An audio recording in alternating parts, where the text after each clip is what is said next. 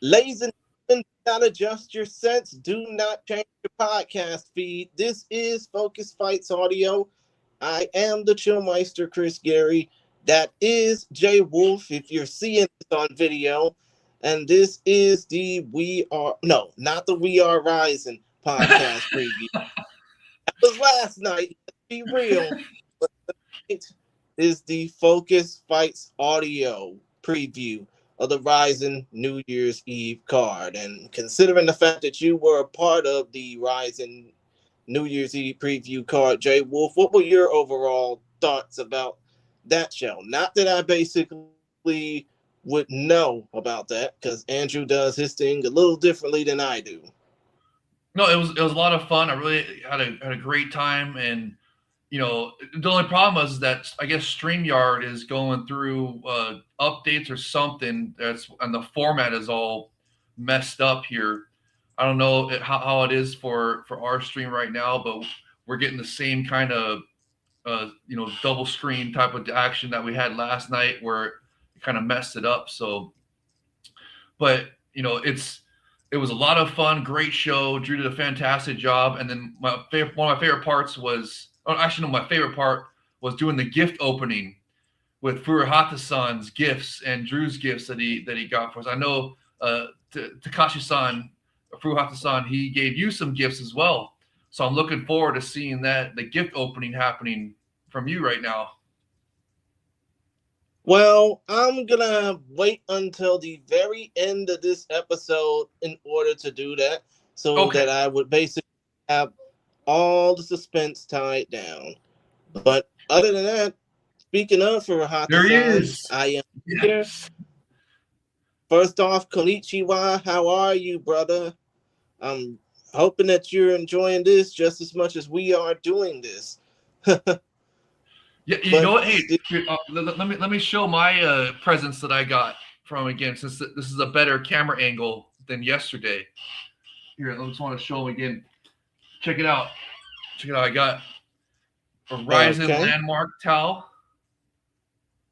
Freaking awesome, right? Awesome. Then got here's some awesome RIZIN wafer cards here. See there? There's Ed Polo King. And here's Mikuru Asakura Superstar. And then RIZIN Prince Akimoto. Okay, that's cool. And then Drew, he gave me a fantastic Striker Queen RENA towel.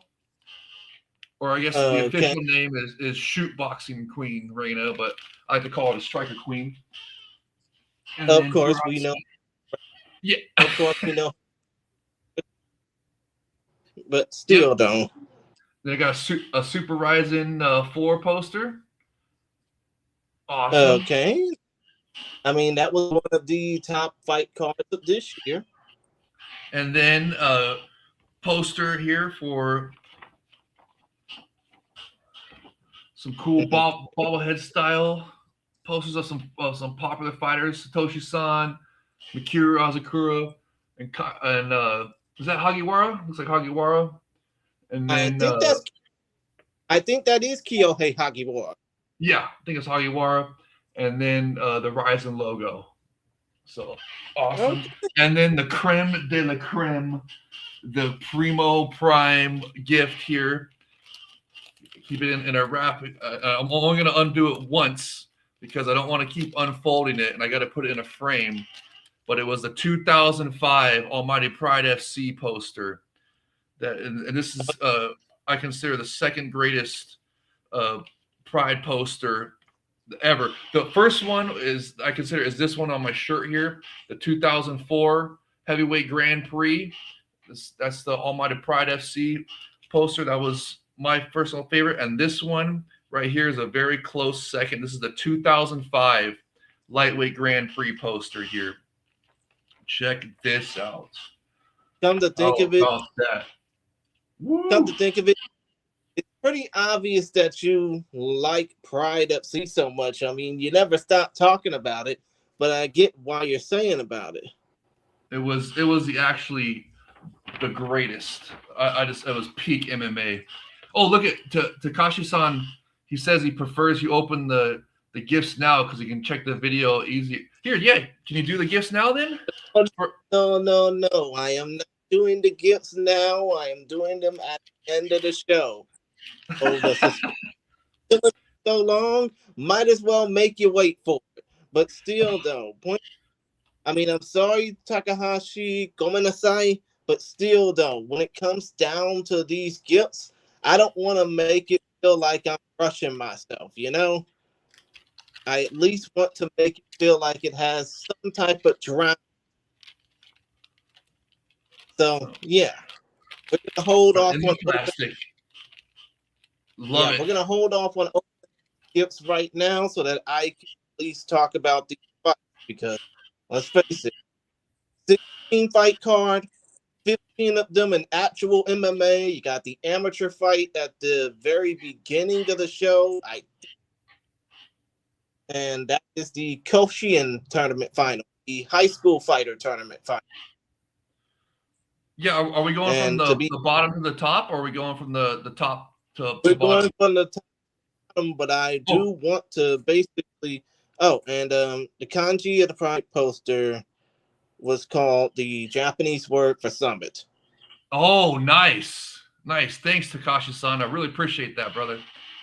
That's because I can't read any of the kanjis, so that's cool to know what it actually means. And that was for the Almighty Pride FC 2005 lightweight Grand Prix, and it makes sense that it would be called the Summit because it's like the peak of the mountain. And 2005 was like the peak of honestly, it was probably the peak of combat sports. Period. But I mean, for sure, in the Almighty Pride FC era, that was.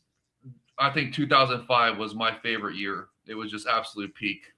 So I can't think of anything better. I mean, that was when the heavyweight Grand Prix that Shogun won was in 2005. The 2005 lightweight Grand Prix, Gomi one was in 2005, and the Fader Crow Cop was 2005. A bunch of just massive stuff happened in 2005, and that was just the pinnacle of mixed martial arts, in my opinion. So, thank you again to Takashi-san.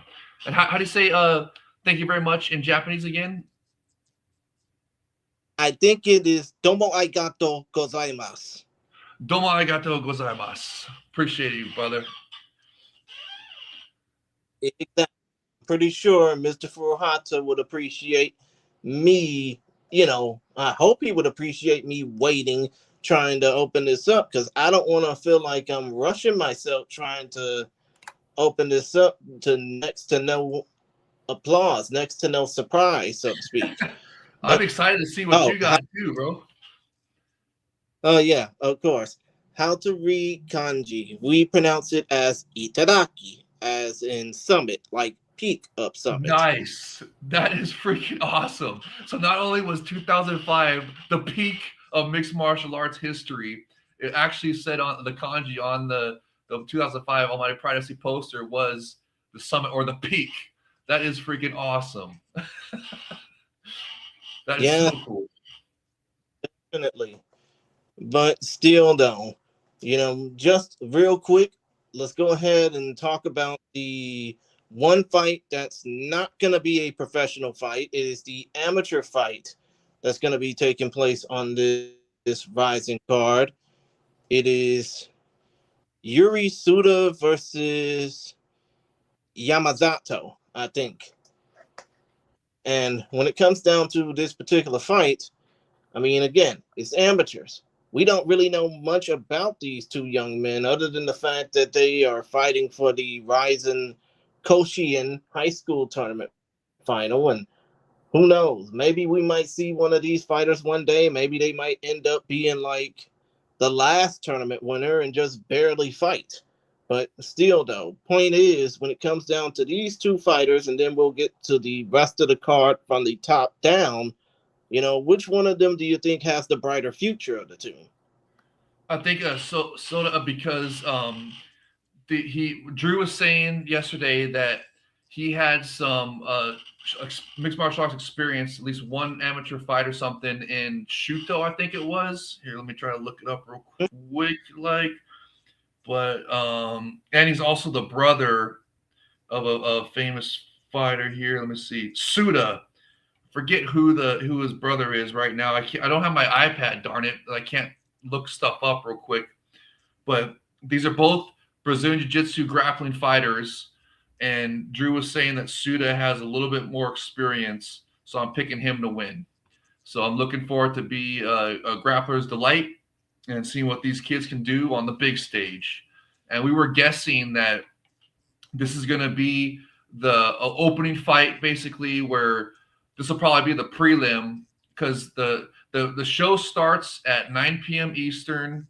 9 p.m. Pacific, 12 a.m. Eastern, midnight Eastern. And this prelim, the Koshin final, is probably going to be about 8:30 p.m. Pacific, 11:30 p.m. Eastern. And because the posters say that the doors open at 11 Japanese time, which is 7 p.m. Pacific, 10 p.m. Eastern.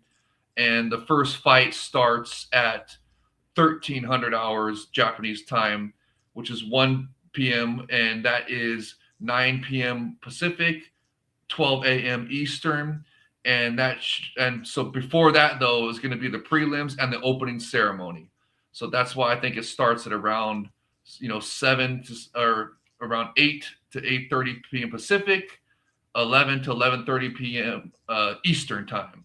So, and I think this is a perfect way to kick it off before the opening ceremony.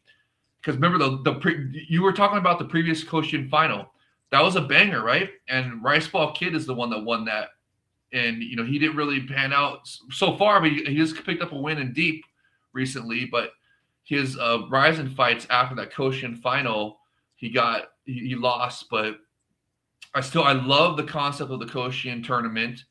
I just would like it broadcast on the RIZIN.TV. I know they posted up on YouTube. Everybody go to the RIZIN YouTube and check out the footage and stuff. It's cool to see and watch the kids' journey up through the tournament to get to the big stage.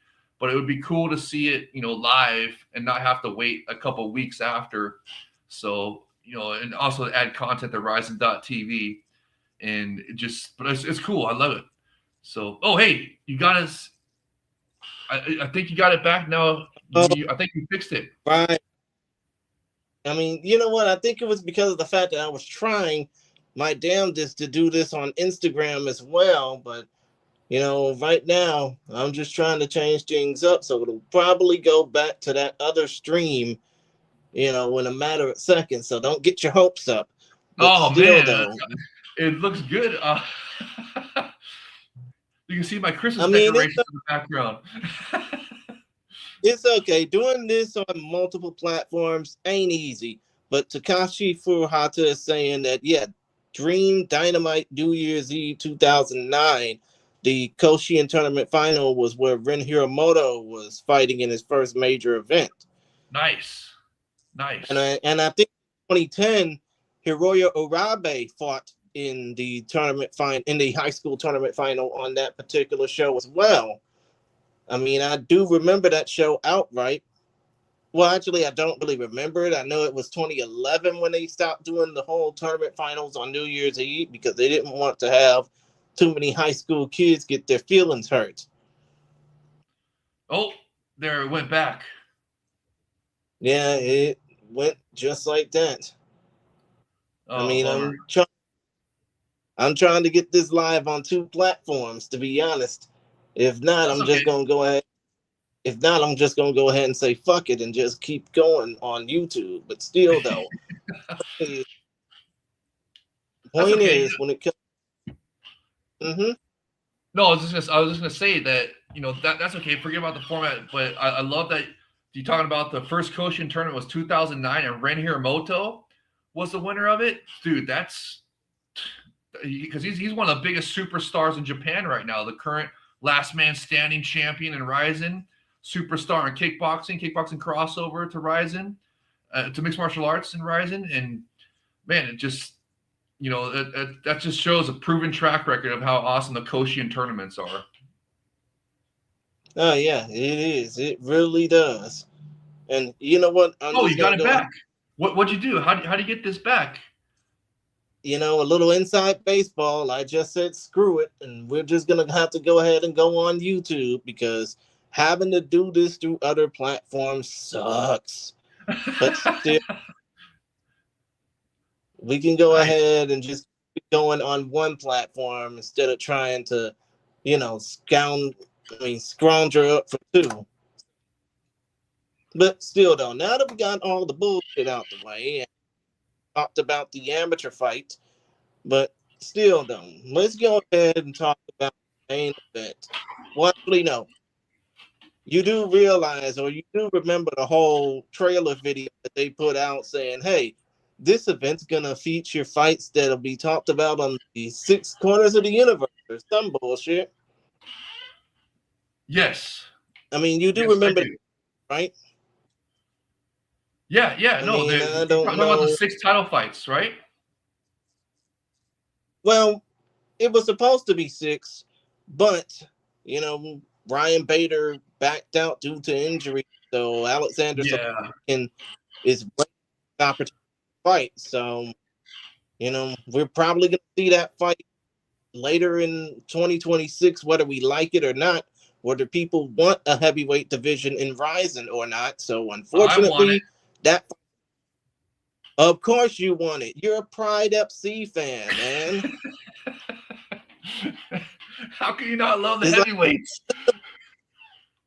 yes, and you also live for old school Pride heavyweight battles. This is not going to be one of them, man. Whenever this fight happens, it's going to suck. I hate to break it to you. No, I disagree. I like Sodakin a lot. I can't believe you guys don't like Sodakin. He's a very complete fighter. I mean, he even won. I mean, he should have got the win on Dana White Contender Series, but they're pussies about illegal knees, grounded knees. So that was Not the fact that I it's not the fact that I don't like Sadotkin. It's the fact that every time Brian Bader fights, it's boring. well. Sodakin's It's gonna like, take care of yeah, hopefully he does. But in the meantime, between time, let's go ahead and talk about the 5 title fights that'll actually be put over on this damn card. Fight number that. one in this case, fight number one will be Rajabali Shadulayev steamrolling his way through the featherweight division, proving to him that RIZIN is not just a promotion for him, as Takashi is saying that Pride is a lot better than UFC and current RIZIN, honestly. So I guess somebody agrees with you. Oh But yeah, dude, it still, was absolute peak. point of the matter, Rajabali Shadulayev is a steamroller from Bishkek, Kyrgyzstan, by way of Zagatal, Tajikistan. He wants to continue to prove his dominance in RIZIN.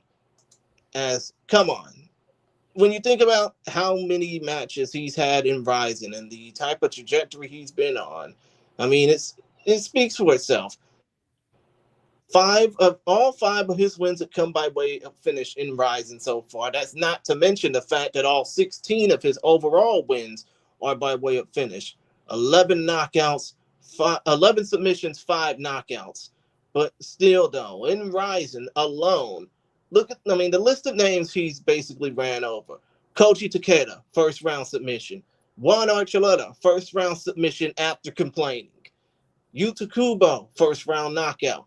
Kleber Koike Earps for the featherweight title, first round knockout in 62 seconds. And Victor Kolesnik just recently, 33-second knockout, right cross grounded strikes. I mean, the dude's a steamroller, man, and this is his second title defense. As far as Mikuru Asakura goes, yeah, he's a former RIZIN world title challenger, the pride and joy of Toyohashi, Aichi, Japan, by way of Tokyo, where he now conducts his business. But still, though, this dude, I mean, he's basically had to play bounce back mode since May. Yeah, he lost to Ren Hiromoto at Super RIZIN 3, but he hasn't let that stop him from boosting up, breaking down, putting over his music career. and just basically being a self-made businessman, even with his brother now vying for gold in the Bald Father's domain. But still, though, he's managed to come. Yeah, he's managed to come back with back-to-back wins via decision over Kleber Koike recently at Super RIZIN 4, and via knockout over Chihiro Suzuki back at the Otoko Matsuri event at the Tokyo Dome, which, and I know you'll probably agree with me in saying this, Otoko Matsuri was the best event that RIZIN had this year, aside from Super RIZIN, right? Well, certainly the best opening ceremony. I mean, that Otoko Matsuri opening ceremony was probably the best opening ceremony they've ever done. At least RIZIN has. It was literally Pride FC-esque, and it was Pride level, 100%. And man, it was so freaking awesome. It was almost better than the event. I mean, that was one of the most memorable things that happened, like you said, for this whole year. So that was definitely, that one, Otoko Matsuri is definitely up there for event of the year. Same Super RIZIN 4, but I'm really looking forward to this card right here because it's so freaking stacked, and just every fight's a banger. There's so many strikers delights on it. Everything. I mean, it was just fantastic. And this main event right here, like you're saying, the Steamroller. I love how you nicknamed him the Steamroller. Yeah, I'm calling Rajabali Shadulayev the Steamroller because calling him Kurjit Dog Eagle or whatever the fuck that the people at RIZIN call him is just too goddamn odd. Also, it doesn't even look right if you visualize it. It looks horrible. But still, and it goes with his name too. I think it's a brilliant nickname that you made up for him. Steamroller, the Shadalayev, the Steamroller, or Steamroller Shadalayev. Yeah, it rolls off the tongue real good. Yes, it definitely rolls off the tongue real good. And Takashi is saying, let me tell you guys, a few days ago, there was a public workout for Mikuru and Shadulayev. That was streamed on YouTube, if I recall correctly. Mikuru threw 12 punches. So many people said that Mikuru may use kicks in the fight. Interesting. I don't think that's going to help him.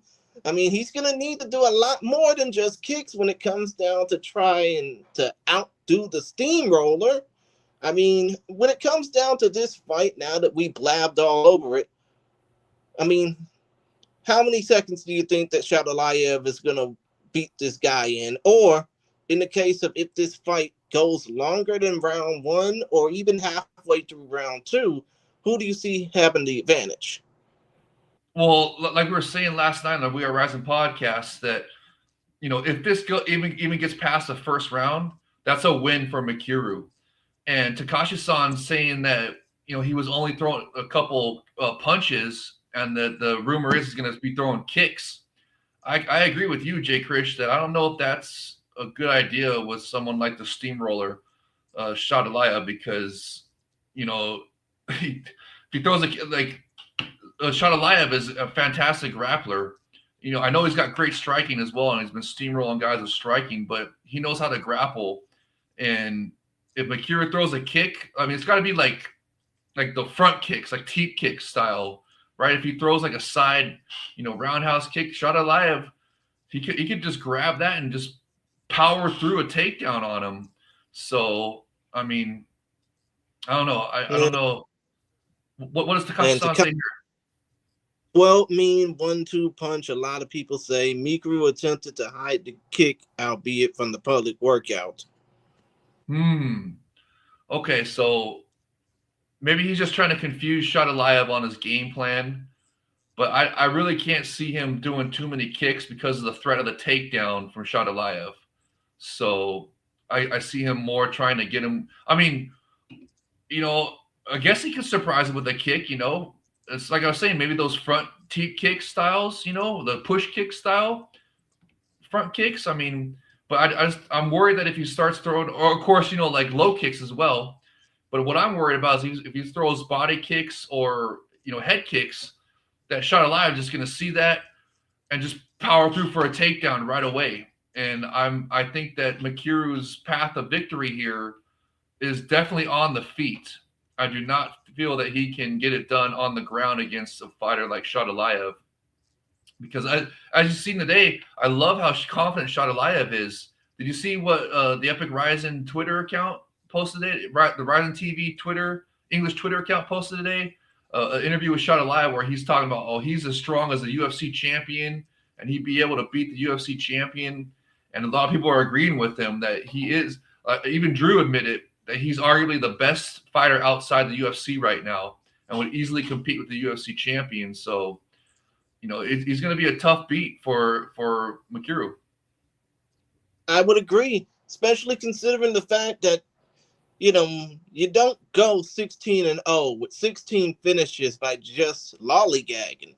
You go there by being all hell and basically fighting like hell.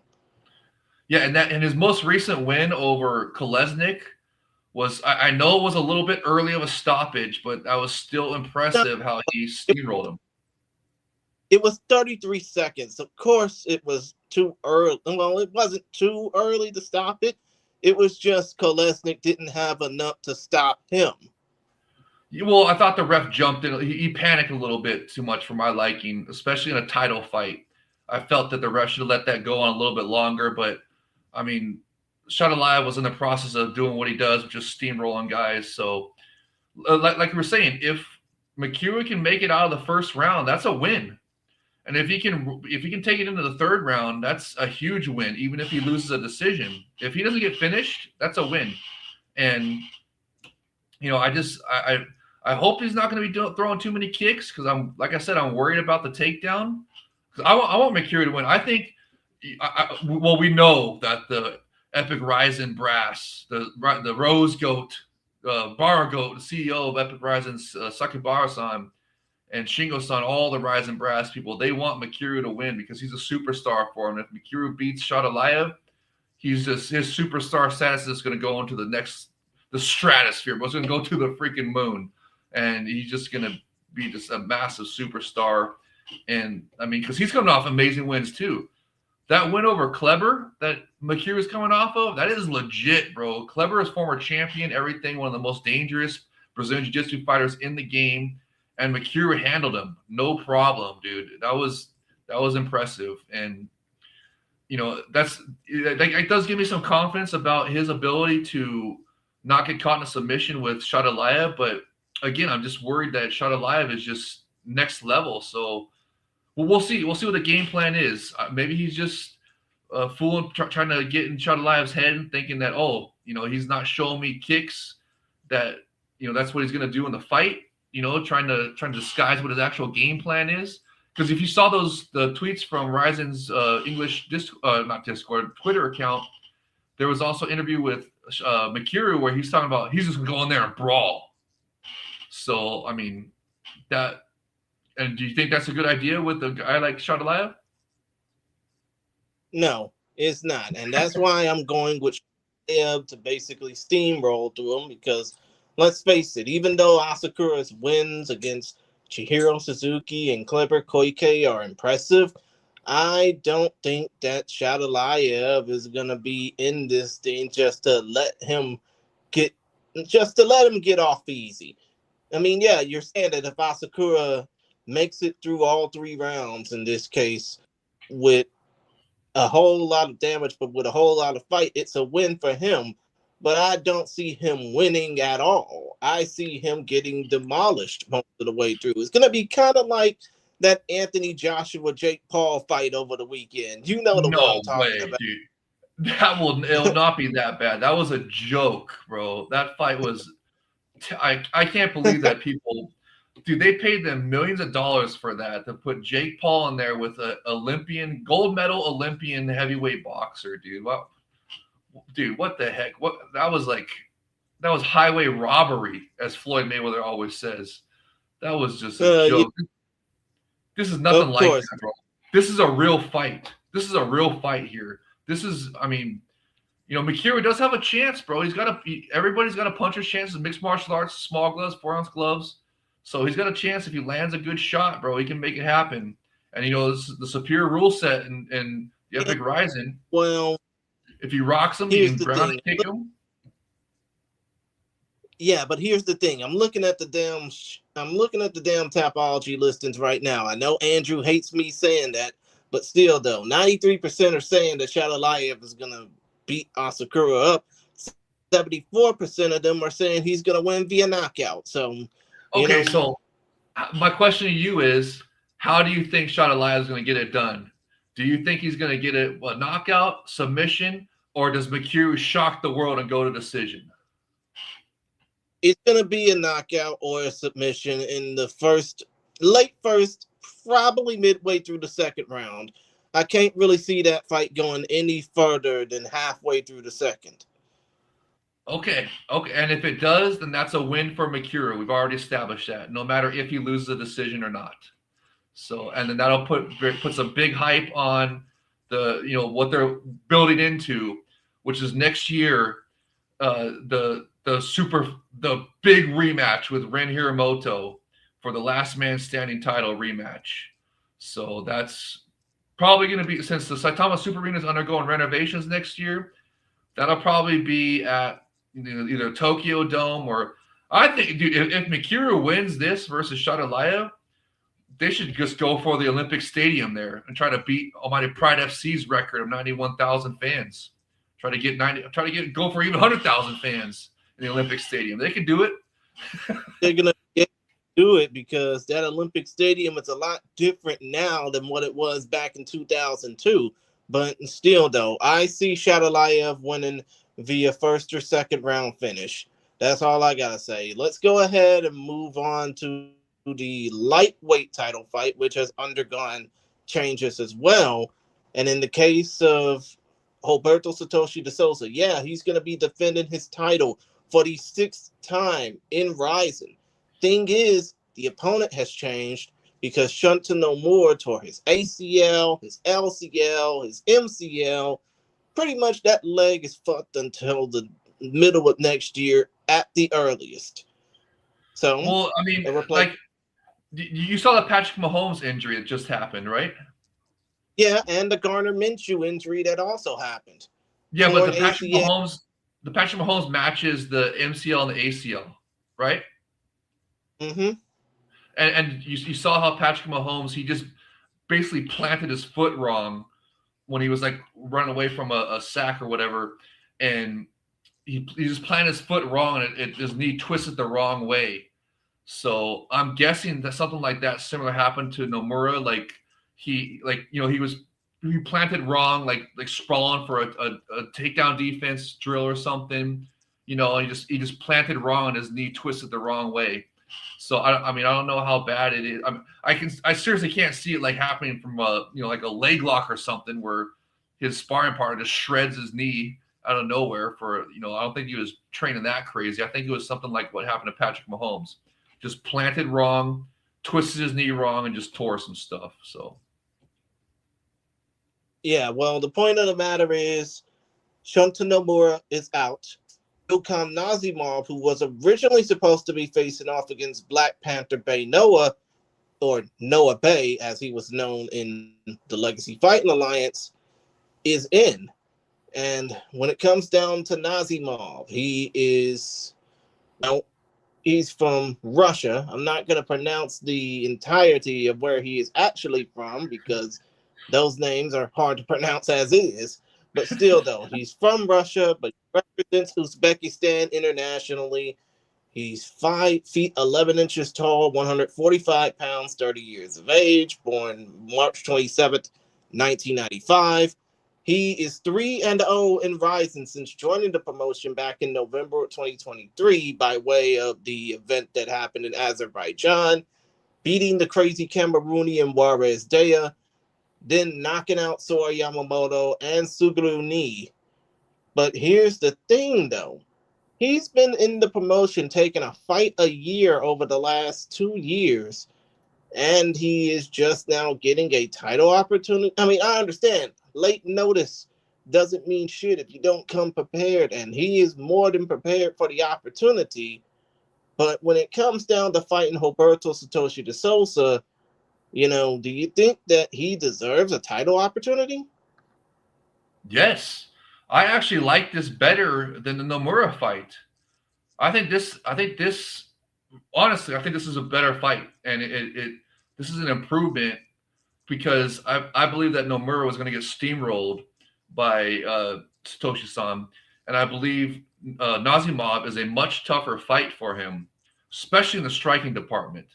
So, this really, I think this is a tougher matchup, and this is not like a typical late replacement because, like you said, he was originally supposed to be on the card already. So he's not just getting off the couch and jumping in there into a title fight with Satoshi-san. He's been training.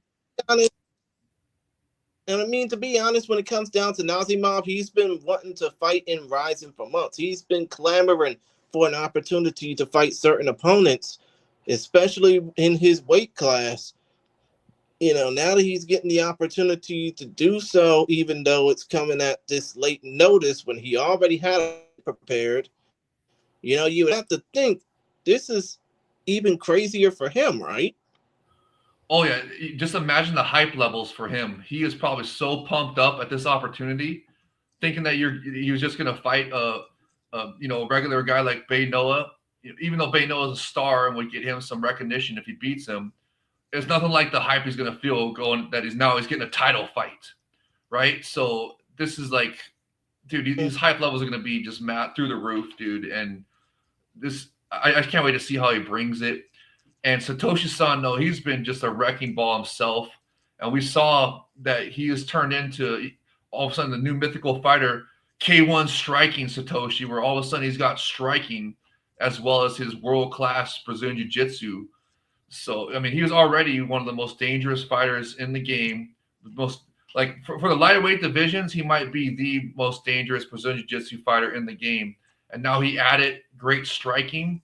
I mean, nobody thought he was going to outstrike Luis Killer Gustavo, but he did, and he finished him, and that was just so impressive. And let's go ahead and talk about Roberto Satoshi Souza, native of Sao Paulo, Brazil, residing in Iwate, Shizuoka, Japan, representing Banzai Jiu-Jitsu. The dude is going through his 6th title defense.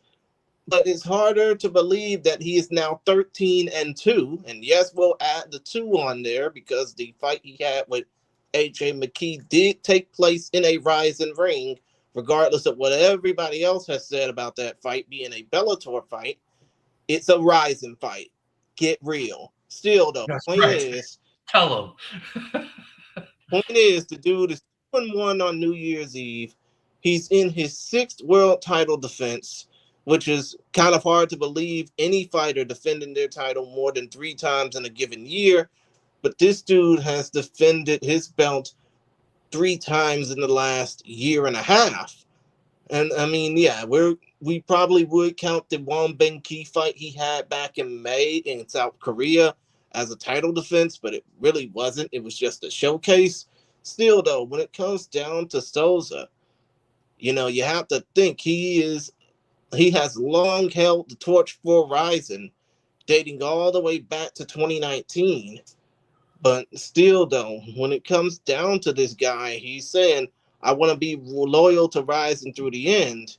If he loses this title, and Lord knows that he probably might lose this title against Nazimov, considering the late notice replacement and the fact that this one might not the judges, what do you think would be Souza's next steps? Well, I'm thinking he's going to be able to pull. I'm hoping he's able to pull it off and get the win here. And I would like to see him. If Steamroller Shadalayev beats Makir like we all think he's going to, and then if Satoshi-san is able to beat Nazimov like we all think he's going to be able to, then I would like to see that super fight, Shadalayev versus Satoshi-san. And they can have belts on the line if they want. With a lightweight belt on the line. I love how they kept this one as a lightweight title defense for Satoshi-san because it is a very dangerous opponent. Like I said, I believe it's more dangerous than Nomura. And because, Nazimov is excellent striking and he's competent enough in the grappling department where he can defend a lot of those, submission attempts. But, Satoshi-san is on a different level when it comes to Brazilian Jiu-Jitsu. So Nazimov might not be good enough to defend against Satoshi-san. We're going to find out. But for the striking, he's definitely able to hang in the striking department. So it's going to be a huge test for Satoshi-san, and I'm really looking forward to seeing how it plays out, and if he can get it done. And like I said, if he can, to answer your question, I think the super fight with Shadalayev is next. That's what I think should happen. And I think that should happen at Super RIZIN 5 in the summer. And that could be, imagine this. Imagine Mikuru versus Ren for the last man, the super rematch, mega rematch of all time, for the last man standing title, headlining the Olympic Stadium in the co-main event, Shadalayev versus Satoshi-san. That's going to break the all-time Pride FC record. I can definitely imagine 100,000 fans. Yes, I can imagine that. But still, though, when it comes down to this particular fight that we're talking about here, I mean, do you think it's going to probably last through the first round, the first two rounds? Because if you look at Roberto Satoshi Souza's recent string of fights, ever since he lost to Patricky Pitbull inside the Bellator cage, all of his fights, all of his defenses over the last year and a half have come by way of first round finish. Almost all of them by way. Yeah, it is super impressive. I mean, I don't know if it's going to last throughout the first round, but stranger things have happened before. Not like the TV series that's about to get off of Netflix soon, but still, though. Well, I mean, point of the matter is Souza has 5 straight first round finishes. Do you think that Nazimov will be number 6? No, I do not. I think Nazimov is too tough of. If it was Nomura, I would have said yes. But Nazimov, like I said, is a tougher fighter. I don't think he's going to be able to finish him in the first round. I don't think he's going to steamroll him. I think he's too tough of a fighter. And I know I said that last time about Kolesnik and Shadalayev. And then Shadalayev just steamrolls Kolesnik. But that was a late stoppage, to my defense, to be fair. But or not late stoppage, excuse me, an early stoppage. But on this one, I don't know if Nazimov. I mean, I don't know if Satoshi-san can get it done the first round like that against a fighter like Nazimov.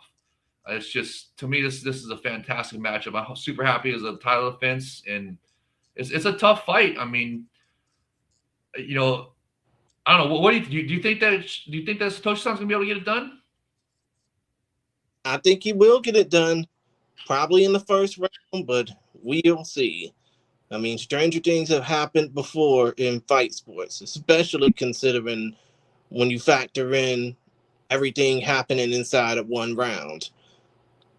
But still, though, let's go ahead and move on to the next type fight, the third 5 on this fight card. And that is Seika Izawa, undefeated, untested, untried. Seika Izawa is moving up. Oh my God, you're such a homer, man. You just had to put up you just had to put up that RENA stick just to basically say, I'm going for RENA. Let me explain the details here. Seika Izawa, undefeated, 7-0 from Utsunomiya, Toshiki, Japan, by way of Tokyo.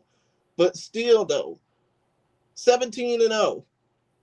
10 of her 17 wins by way of finish, 9 submissions. 11-0 in RIZIN. 5-0 in Deep Jewels or Deep. But still, she has not defended her damn title. I mean, aside from the most recent fight with Sari Oshima, she hasn't defended her title since she submitted Claire Lopez at Super RIZIN 2. And everybody has been looking forward to the fight with Reina Kubota for ages. Then you got Reina Kubota, 15-5 overall, shoot boxing goddess from Konohana, Osaka, Japan. I mean, this woman is 14-4 in 15-4 overall, or 14-5 overall, or 15-5 overall in MMA. He hasn't fought in over a year and a half. And the last fight was against a at the time, low-ranking opponent in Kate Lotus Oyama. I mean, I know you're so high and mighty thinking that RENA's going to shock the world, but do you think that she'll be even able to last the first round against Seika? And as far as Seika goes, if she defeats RENA, is she going to move up or is she going to move on? Because we've had this conversation before about this. Yeah, you know, if you saw Drew's interview with Shingo-san and Hafid-san, where they were talking about if Sekizawa, they might just, you know, let her go to the UFC or whatever, and like just, you know, there's not really nothing left for her, or they might try to bring over some international fighters, you know, from like places like Invicta or whatever, and you know, but hopefully if Striker Queen RENA is able to pull it off, dude, that would be almost as big as like if Mikuru was able to beat Shadalayev. Because you know, Striker Queen RENA is a star over there, bro. She's a star and very popular fighter, and you know she's you know she's my personal favorite female mixed martial artist. She's just, I mean, her style is so fantastic. I love her striker first style. She knows the assignment, throws superior Ruleset. She's a goddess, you know, like you said. She's absolutely gorgeous, especially when she grows out her hair, has her long hair, and as she's doing right now. I just hope that she's able, if she fights in this one, you know how the most recent couple fights she's had her bangs long where she keeps having to pull it out of her eyes, to where even Michael Chavallo was calling her out, going, "Hey, you know, she needs to cut her bangs or something because she is throwing her timing off, where she's always wiping them out of her eyes." So if she comes with her hair right, where it's not getting in her eyes, not having to throw off her timing, wiping out of her eyes all the time, you know, she could catch Sika Izawa.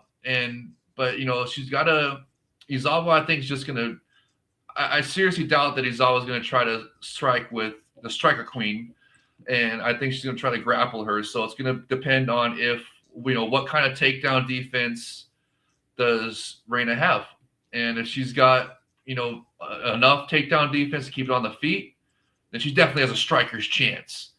But I mean, she's not going to be the favorite in this, and I'm not going to make a pick in this one, so I don't want to jinx anything. But I think you already know where my heart's at and who I want to win. But you know, I think that, of course, of course, I know you want RENA to win. I do. I really do, man. I think it'd be fantastic for the division, everything, because there's so many other matchups that could happen. If Striker Queen RENA wins, there could also be the rematch with Izawa down the line that could keep Izawa in RIZIN in Japan for, you know, till she gets the rematch, and who knows for beyond. They might even bring over some of the girls. So that basically, if Striker Queen RENA wins, that would basically save the division. And if she loses, then that might mean that the division is gone over with, unless, you know, Izawa moves up or whatever. They bring over some international girls. I don't know. We'll see what happens. So, but I mean, she's definitely going to be the odds-on favorite to win. I don't know if it's going to be as heavily like Shadalayev. You know, it's like a 91%. Oh, it's a 96% chance for a RENA victory according to Topology. You mean Izawa victory? Okay, an Izawa victory, because there's a 4% chance of that happening. So wait, they give Mikuru more of a chance than they do RENA? Yes. So you guys are killing me here. They give RENA no hope because she basically wasted time for the last year and a half away.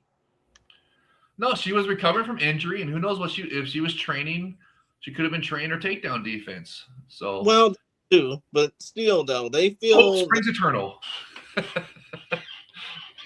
They feel fight that they feel a fighter who's basically spent time on the shelf can't go against a fighter who's basically been doing everything she can to at least be competitive in the women's divisions, which of course RIZIN always needs help in. Now, what do you think is going to happen next? Do you think Sekizawa is going to go to the UFC? You think they're going to scuttle the division, or what?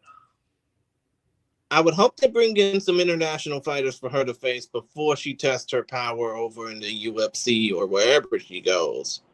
Because it's like, You know, you don't want to end up having another Kai Asakura situation where you end up going 0-2 thinking that you're the best in the world. Yeah, But yeah. still don't. All I gotta It say need to about be more like Jiri situation or a Cape situation where you go over yeah, there and yeah. yeah, I can agree with that. Now, let's go ahead and, well, first of all, let's put over Takashi's comment. The capacity for Ayake Coliseum is 17,000 max. I think that's the new Ayake Arena, actually. Max for the arena version of Saitama Super Arena, 24,000. Stadium version of Saitama Super Arena, 46,000, which I think they're going to probably go with for this Yeah. card. And the max for the Tokyo Dome, 57,000 max. So, you know, that's going to be incredible if they do decide to go to the Tokyo Dome again next year to see, you know. So, Takashi-san, what is the max capacity now, the new max capacity for the Olympic Stadium over there? Is it 100,000 like it was during 2002? I mean, I'm trying to do a little quick search now, but still though. Hey, Jay Chris, do you think this is going to beat Super RIZIN 4's attendance record where they had 44,000? Do you think it's going to get the 45,000 or capacity at 46,000? I mean, it might.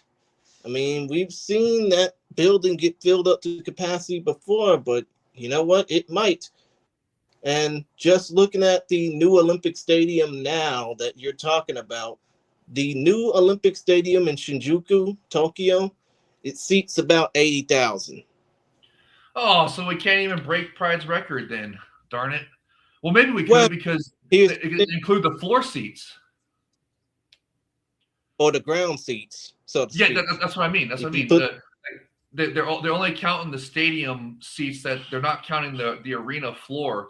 So they could stack it. I mean, I don't know if there's enough room to stack 20,000 seats down there to make it even 100,000. But they could. I bet you they could get another 15,000 there, or at least another 10, 12,000 to get to 92,000 and break the record. Yeah, of course. Your WrestleMania 4 dreams are your WrestleMania 3 dreams are calling you back. But still, point of the was that Hogan, the Giant, WrestleMania 3? Yeah, yes. Hogan and Andre. Dude, that was, man, I remember that. That wasn't pay-per-view. That was on TV, wasn't it? Closed circuit, I think. But they aired it over here. I think they aired it over here as well. So I just remember that. Dude, that was so huge at the time. Everybody was talking about it. We were like in kindergarten. And like, that was like the only thing people were talking about for like a month was Hogan body slamming Andre the Giant at WrestleMania. R.I.P. to the great Hulk Hogan and Andre the Giant. Man, that was good times. Great childhood memories. Yeah, R.I.P. Hulk Hogan, rotten hell, Terry Bollea. But still, though, that's just my opinion. What about Andre the Giant? No, he doesn't get R.I.P. Rest in peace to Andre the Giant as well. But still, though. Oh, and Kashi is saying that is the old stadium. Cool. So what's new stadium? Sakuraba Miruku National Stadium was around 91,000. Yes, that's the record. That's what we got to beat. So if the new one is only 80,000 capacity for the seats, then they'd have to have at least 12,000 on the floor on the arena section. So yeah, that's possible. It's possible.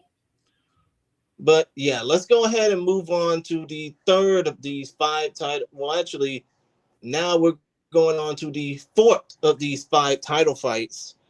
And let's just say with all certainty, Danny Sabatello, has a bit of an ego crisis. I mean, the dude can't even. Yeah, I'm just lightly. I'm being honest with you. The dude thinks he's an Italian gangster when he's really just troll.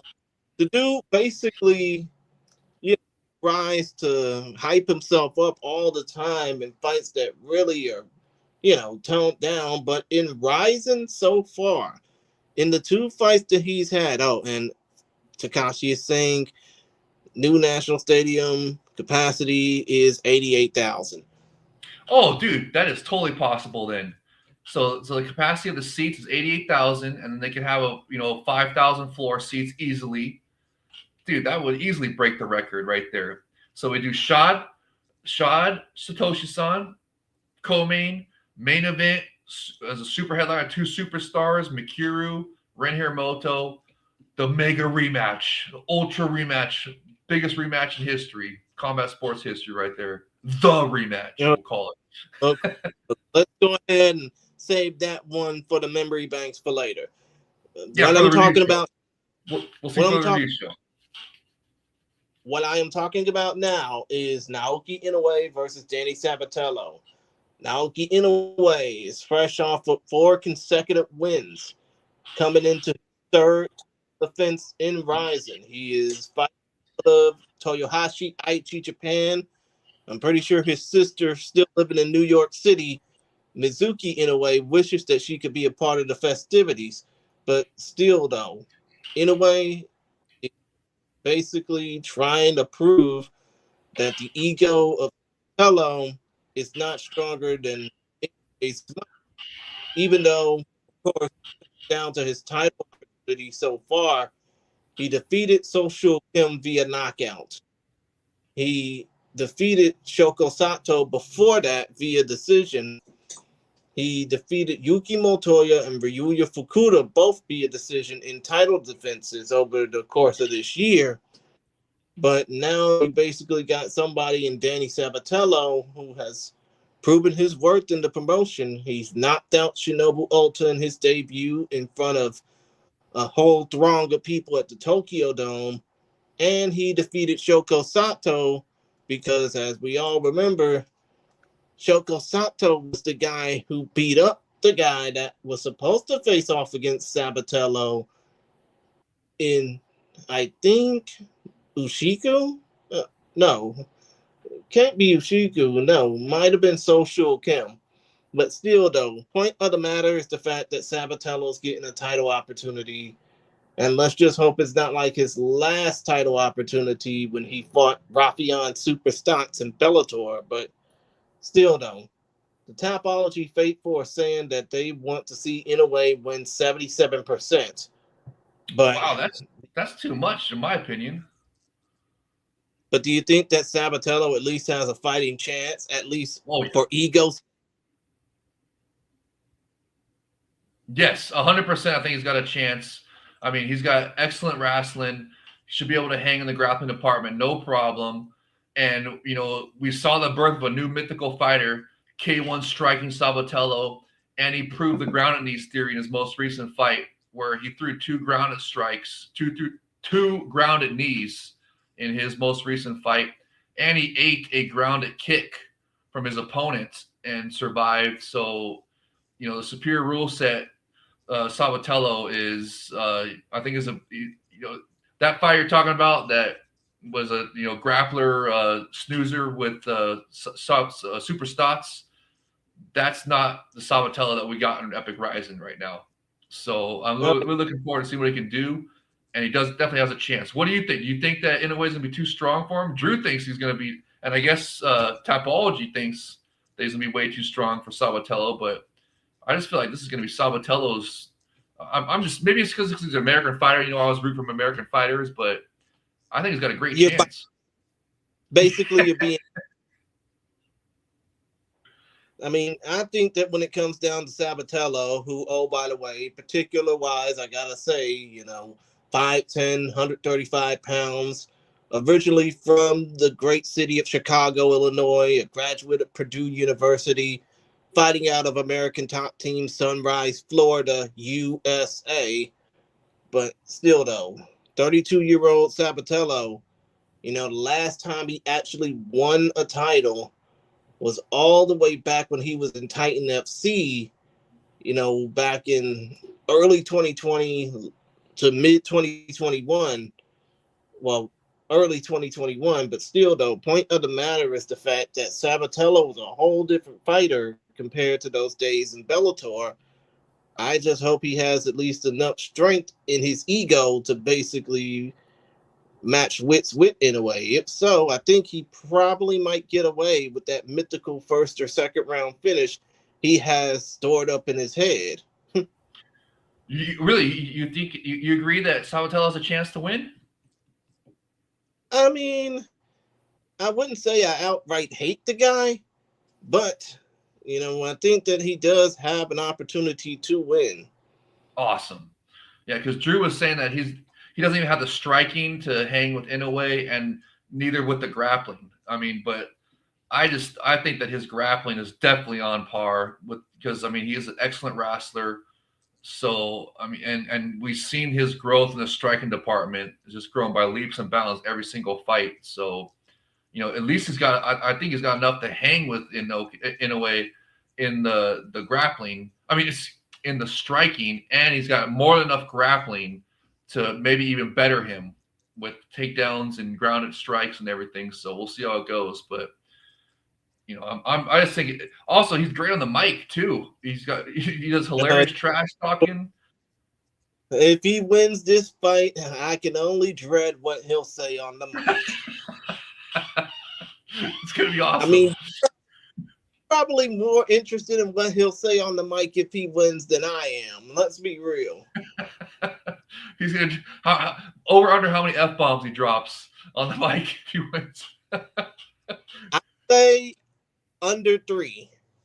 No way. I'll say it'd be better if it says under 30. I mean, I'm just saying that Sabatello's gonna win. He does win and get that title around his waist or around his neck, he'll probably drop less than 3 F-bombs. Okay. I'll take that bet. I mean, it's gonna go way over. I mean, he's not gonna go. I mean, he's not gonna go all willy-nilly and just say fuck every time like an ICP song. Well, we'll see. Dude, if he wins, I guarantee you, whoever he calls out next and says in his first call out, he'll be dropping at least 4 or 5 straight off the bat. So, right, of course. And now let's go ahead and go on to the 5th of these 5 title fights that was supposed to originally be 6, but it's now 5 because Bader's injured.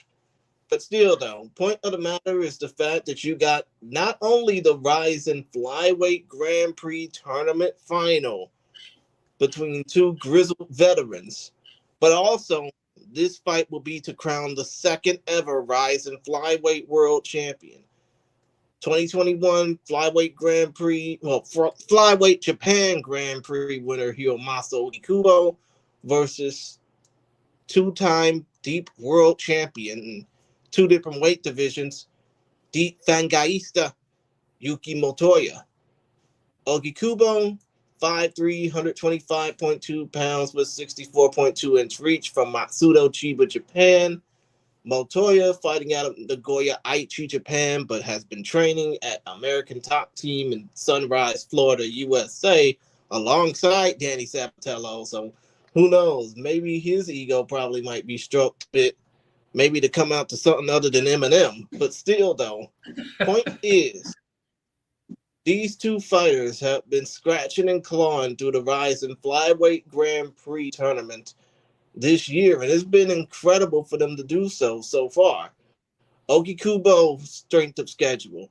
He beat Jose Torres via decision.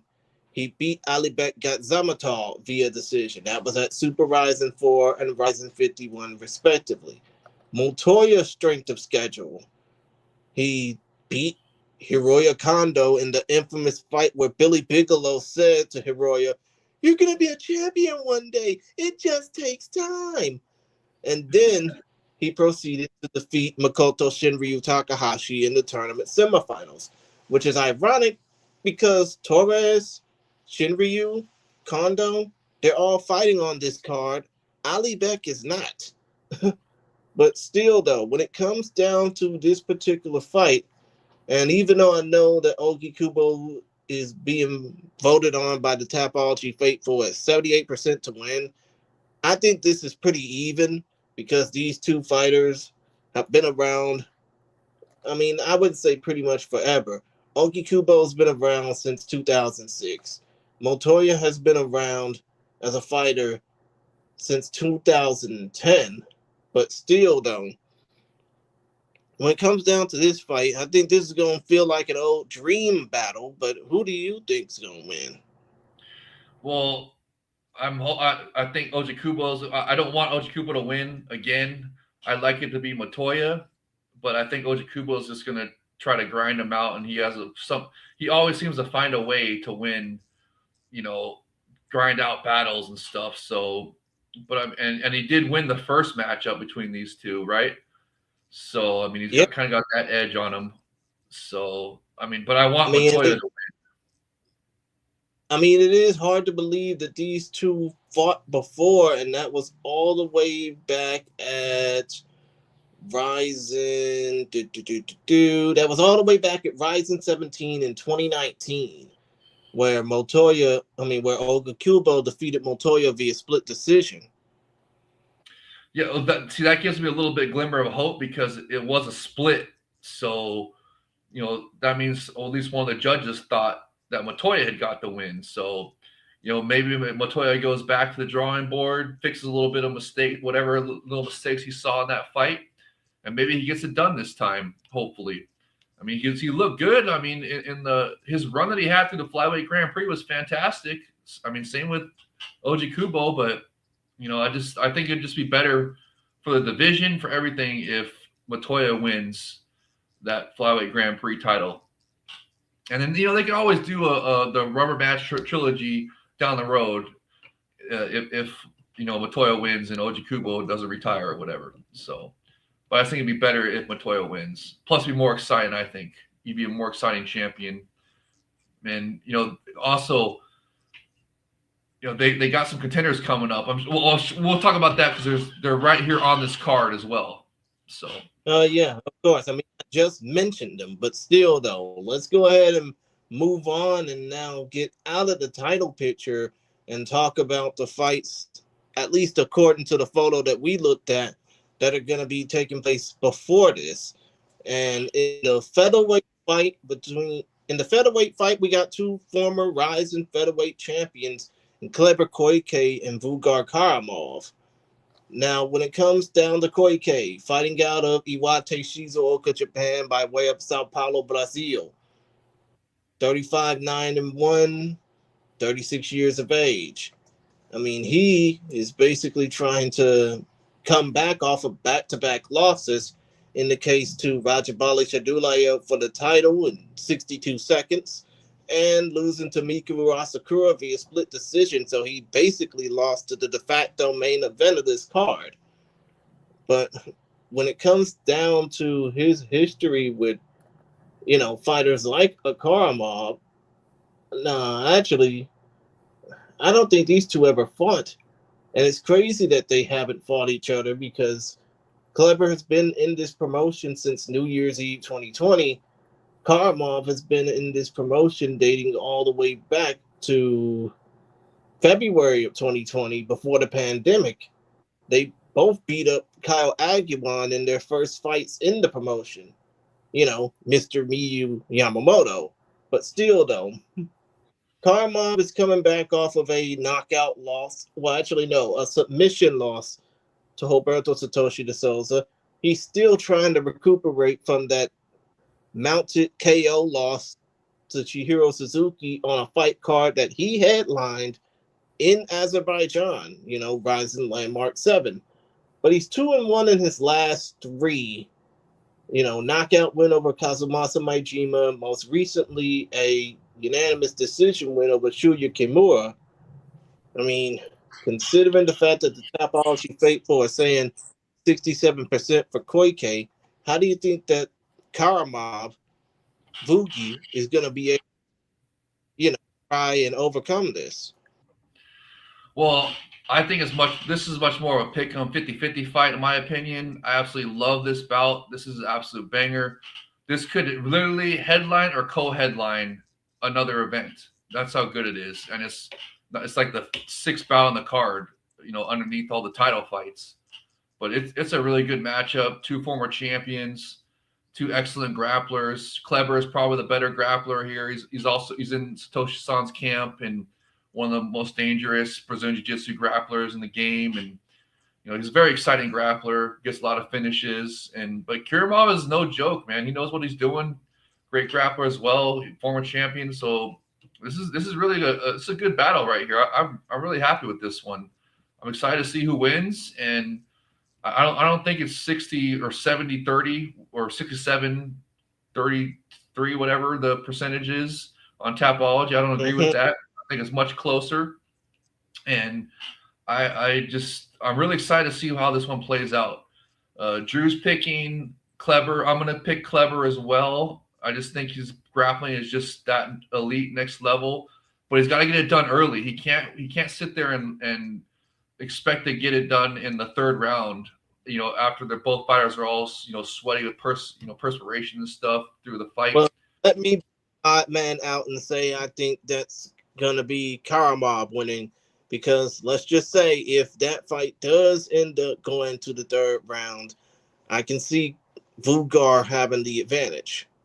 Yes, agreed 100%.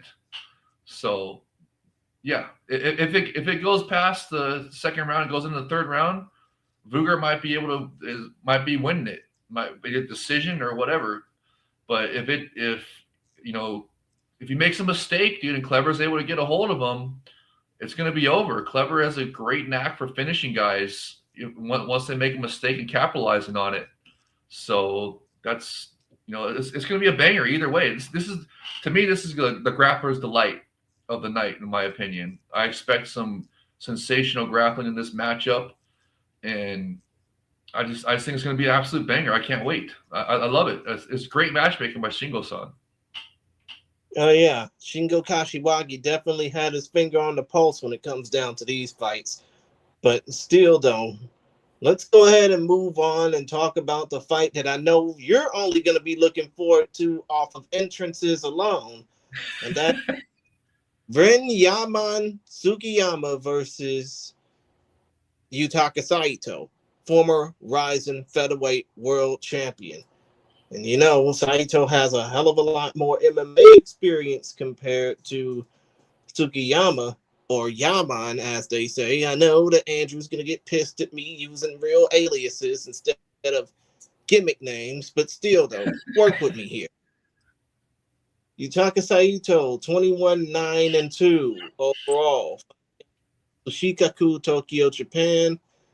He is coming into this fight off of the back of a 2-fight losing streak. So I guess that's the easy reason why Saito is basically being given Yaman. That and the fact that, much like RENA Kubota, he hasn't fought in over a year and a half either. So, easy pickings for the guy who likes to stylize on his entrances. And as far as Yaman goes, of course, we all remember him from fighting, Mikuru Asakura at that Fight Club show, which debuted the 8-sided ring for Rise Kickboxing. Because, of course, Yaman is a former kickboxing great, former Rise World Champion.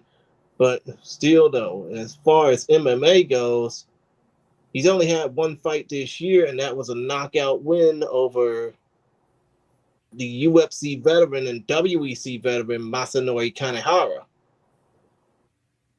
That was a big win, though. That was a big win. That was definitely a big win, because he put that old man out to pasture. 2 minutes 53 seconds, 2 minutes 51 seconds of round number 1, and now he's a 2-2 mixed martial artist, and he's lost to some big competition in Karshiga Doubtbeck and Ren Hiromoto. Because when it comes down to those two, they know that, you can't just lose to those two fighters and expect to walk away scot-free. But still, though, the fans on Tapology have no idea what the fuck they are talking about. They are saying, I can understand where they're coming from.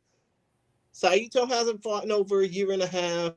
80% want to see Yaman beat this man. 90% of those 80 want to see him win via knockout. And that is understandable. But I'm going more experience on here. How do you think that Saito is going to beat Yaman? If he does, it's going to be through grappling because he's not going to outstrike Yaman. Yaman's a fantastic striker, but Yaman's been working on his grappling. We've seen the growth and progression in his mixed martial arts career.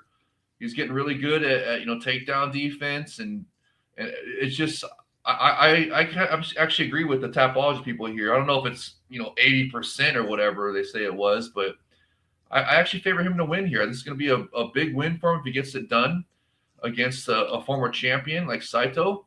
And I'm actually really looking for. I think it's a banger, to be honest with you. I think that I believe that Yaman has progressed enough in his grappling department to keep this on the feet, and he can get it done with the striking. And I believe that if he rocks them, we could very well see a superior rule set finish in this with a ground and kick, or what I hope for always, a flying stomp finish. So I mean, and hopefully. Come to think of it, considering the fact that Yaman lost to Miguel Trindade earlier this year in Rise, you don't think that same type of attack, that left hook that he got decked with by Miguel, will probably happen with Saito? No, because I don't think that Saito is as good a striker as he faced in Rise. Rise is a kickboxing organization, so he was facing a fellow striker, but Saito is not. He's just not on that level with his striking, in my opinion. So if he does catch him in the striking, and with some strikes or whatever, it's going to have to catch him by surprise with something that Yaman doesn't even see coming. I think, or Yaman has to get reckless or something and get caught, with something like a firefight. In my opinion, I just don't see him. I just do not see Saito out striking Yaman.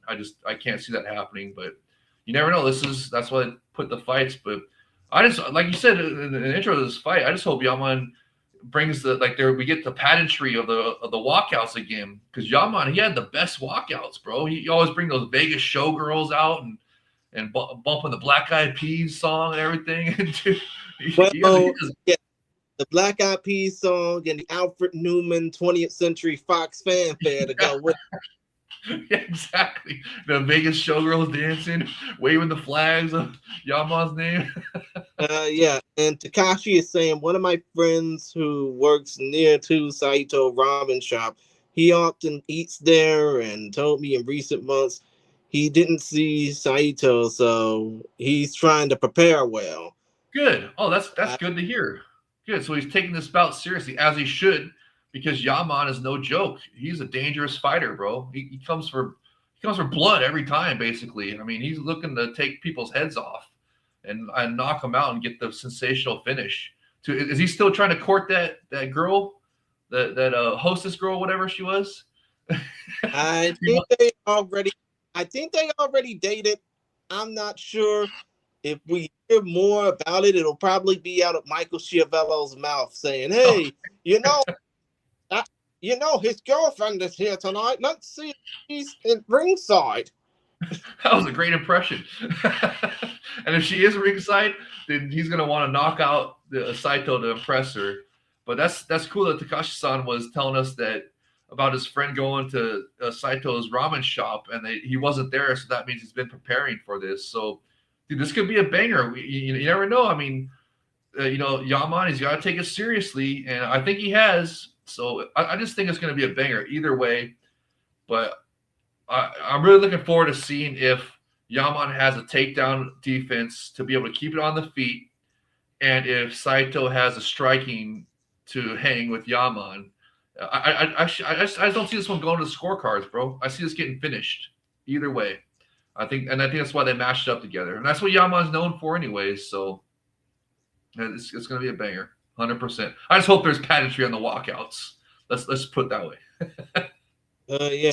And one magazine wrote that Saito can catch one girl. Oh, is he saying Saito's going to steal his girl? Nice. I mean, I think that might be down to it, So Saito catches him, knocks him out, and steals his girl. Oh man, that'd be terrible for Yaman. Yeah, it would be terrible. But let's go ahead and move on to the fight that would be the halfway point of the pro card, and that would be Ryuya Fukuda versus Tatsuya Ando. Fukuda, the This current is a banger.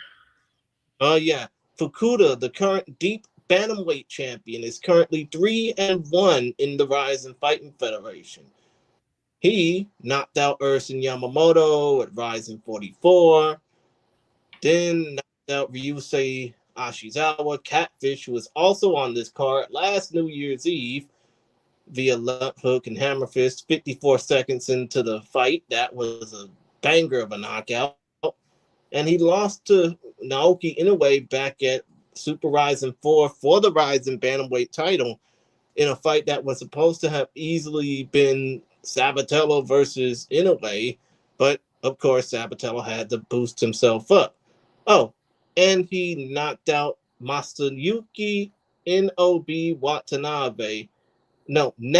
Watanabe back at RIZIN 34 all the way back in 2022.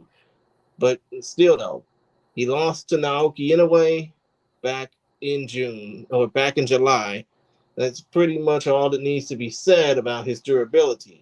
As far as Tatsuya Ando goes, he is 16-4-1 overall, fought his last two in the RIZIN, won both of his fights via rear naked choke, submitting Magaram Gasanzade and Ji Yong Yang at back-to-back events for RIZIN. RIZIN Landmark 11 in Sapporo and Super RIZIN 4. I mean, to be honest, I'm just going to ignore the Tapology faithful here and say that Ando, off of those back-to-back submissions, I think he has a chance to choke Fukuda out. What do you think? Yeah, did you watch the RIZIN Confession series yet? I have not. Okay, I need to, though. Yeah, it was pretty cool, especially for this fight right here. They were talking about, I think it was RIZIN Confessions 200, and they just came out with the new Confession series episode 201 with the Striker Queen RENA Izawa bout and the other two title fights, including the main event. But this one was on RIZIN Confession series 200, and they were saying about how they're describing it as a carnivorous ape or carnivorous monkey versus a jungle snake or something like that. It was a snake versus a carnivorous monkey or something. And it was just, they had a cool Japanese style drawings. And then I don't know if you saw that, the artwork that a fan did about this fight. Let me bring it up real quick here. Hold on. I actually looks pretty cool. Yeah. Oh, so you know what I'm talking about? Yeah. Here. Let me show. I showed it last night on the We Are RIZIN podcast, but the camera was all messed up. So let me show it here on the focus fight so you guys can see it much better here. But it's really cool. And on that confession series, they had they were showing highlights, and Fukuda apparently just recently in deep or somewhere close, he scored a attempted stomp, or I don't know if it was a stomp part of a TKO or not, but it just showed that he was stomping on the highlights in deep. So we know he knows the assignment. And, was it the fight that he had with Kenta Takizawa or the fight that he had with Juntaro Ushiku? I think it was Ushiku, if I remember correctly, from the RIZIN Confession series. I think it was Ushiku, and it was a cool, great highlight. I loved how it was part of the Confession series, backstage, footage and everything. And then Ando is my pick because, dude, he's been looked very impressive recently, hasn't he? He's got some impressive wins. He's on a good little win streak right now of some impressive wins. So he's in the title hunt, I think. So I think this is gonna be a banger. I mean, back-to-back rear naked choke submission finishes would do that to you. Of some good fighters too, right? Yeah, and to be honest, he came off of the road to UFC and lost to a Chinese fighter who's probably going to go nowhere. But still, though, when it comes down to it, Ando, the former, or I guess current Shudo Bantamweight champion, he's basically destined for future superstardom if he wins this fight. And that's why I think he's going to probably choke out, Fukuda overall. I don't know if it's going to be in the first, the second, or third round. I think he's going to but I think that Ando's going to win via submission. So you Now, think he's let's going look at the... for the Triple Crown submission finish? Yeah, Get back finish. but still, though, looking at Takashi's comment talking about the previous fight that we talked about, I saw on the internet that Nijiho, the girl who was chased after by Yaman, said she, either quit her hostess gig or the bar closed down for some reason. So Yaman didn't get the chance to see her at the bar after they went on their date. Oh well, he already scored her since he got that sensational knockout at the last at the last RIZIN, so he doesn't need to see her at the bar anymore. He's already got her. So let's just hope that Saito's not able to steal her. But hey, for this fight right here, I got the tweet pulled up with the cool artwork. Here, check it out. See if you can see that. You can check that out here. Can you see that pretty good? Oh wow, that's nice. That looks awesome, man. Right? That's cool. And I don't know if the tweet says who the artist is here. I don't think it says on there. It probably says it on the Japanese account, but still, though, if you're listening to this and you're wondering what the hell we're looking at, the link for the tweet will be in the description. But still, though, point is, that's some pretty cool artwork. Yeah. Gotta check out some more of that. Yeah, there was there's another fan one from that. Remember that guy that does the anime style posters? For, I think his name is Ryoki Draws. You know what I'm talking about? He does the anime style. Mm-hmm. I think he did one for, or another fan did one similar to that style for Mikuru Shadalayev. So that's also floating around there. Let me see if I can bring that up too. Show you guys. But yeah, this one I think is going to be a banger. Who do you already said you think that Ando's going to get it done and get the Triple Crown submission, right? Yeah. He said he was going to win via submission. But I didn't say outright it was going to happen in the first, second, or third round. Oh, and Takashi is saying that the Ando Fukuda art was done by a fan, not shown on the Japanese RIZIN Twitter, though. It's shown on the English language Twitter account. Oh, cool. Well, shout out to that fan, whoever it was. And I don't know why the Japanese Twitter didn't repost it, because it was freaking awesome. But shout out to the English Twitter for posting it. Where's that other one, darn it? I want to show you guys this other one.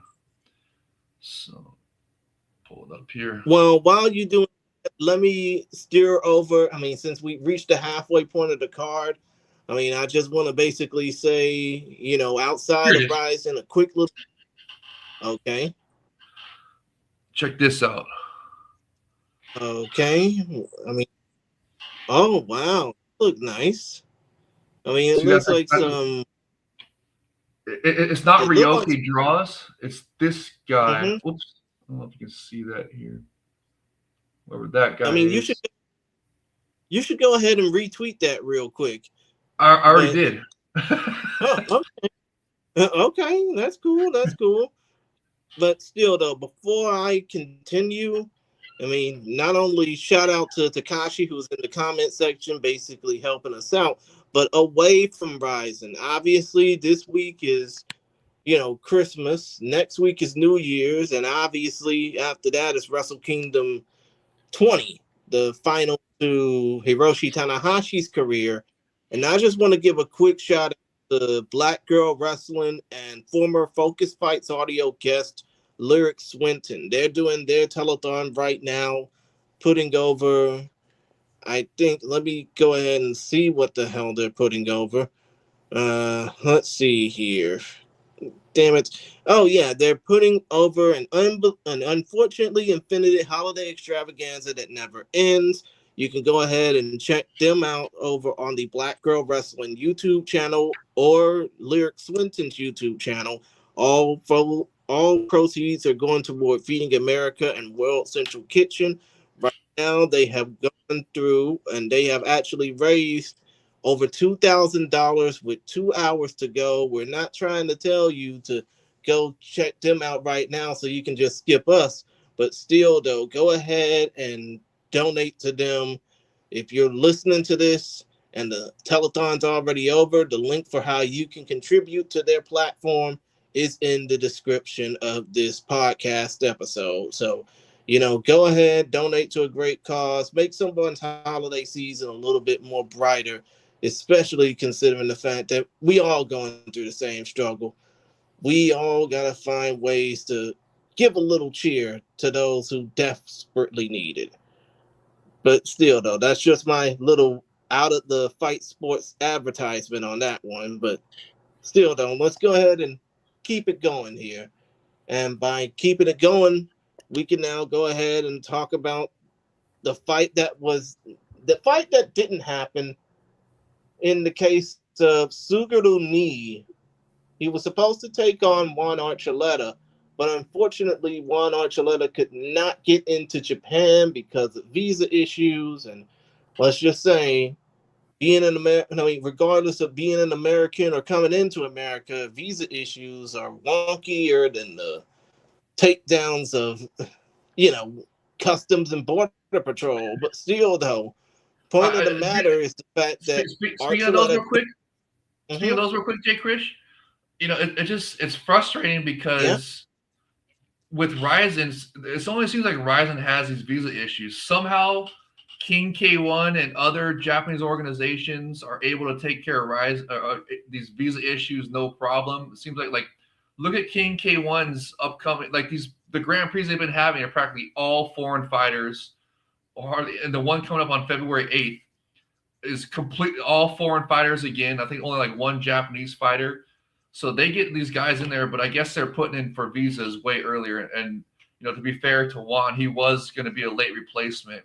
And apparently it's 30 to 90 days or whatever wait time for visas. So, but there should be some way to streamline this stuff so the visa issue is not blocking us from getting good fighters that come into RIZIN. So, it does completely suck, especially considering how excited Juan was to be able to go back to Japan, even though the Japanese audience, some of them just don't like him for missing weight. He missed weight. Yeah, he missed weight. But he'll be back, I think, next year. Same with Ryan Bader. You saw that tweet on the RIZIN English Twitter channel about the fights that almost happened or never did get to happen because of injury or pullouts or whatever. They listed a bunch of different fights, and Bader Sodakin was not on there, even though also Daltbeck and Akimoto was on there, which that could happen in the future as well. So, and the second felony Charles Bennett versus Philip Minoru Kimura fight. Yeah, that was on there. The Weili Zhang fight was on there. That's going to be in RIZIN. I like how they put that one at the top. So because a lot of people don't know that was going to happen, that Weili Zhang was going to be in the RIZIN ring, and then the UFC poached her last minute, darn it. So, but hey, that's how it goes. Got it. But I'm very happy. That's since we're on that topic of poaching, very happy with the Epic RIZIN for starting to prevent that poaching. Starting with Shadulaev, the steamroller Shadulaev. They prevented his poaching and re-signed him to multiple fights. So very happy with that. Of course, but let's go ahead and talk about the fight that is actually happening because of Juan Archuleta not being able to come into the, and that is Suguru Ni, Andrew's favorite fighter, the current featherweight king of champion 2 years in a row. He's currently riding a 3-fight losing streak, getting choked out by Kazumasa Maijima, losing via technical decision last New Year's Eve to Kochi Takeda. I think he probably got hit in the ball so hard, he probably thought he was bouncing his way out the club. But still, though, he took a knockout loss in 2 minutes over Ilkham Nazimov back in RIZIN 11.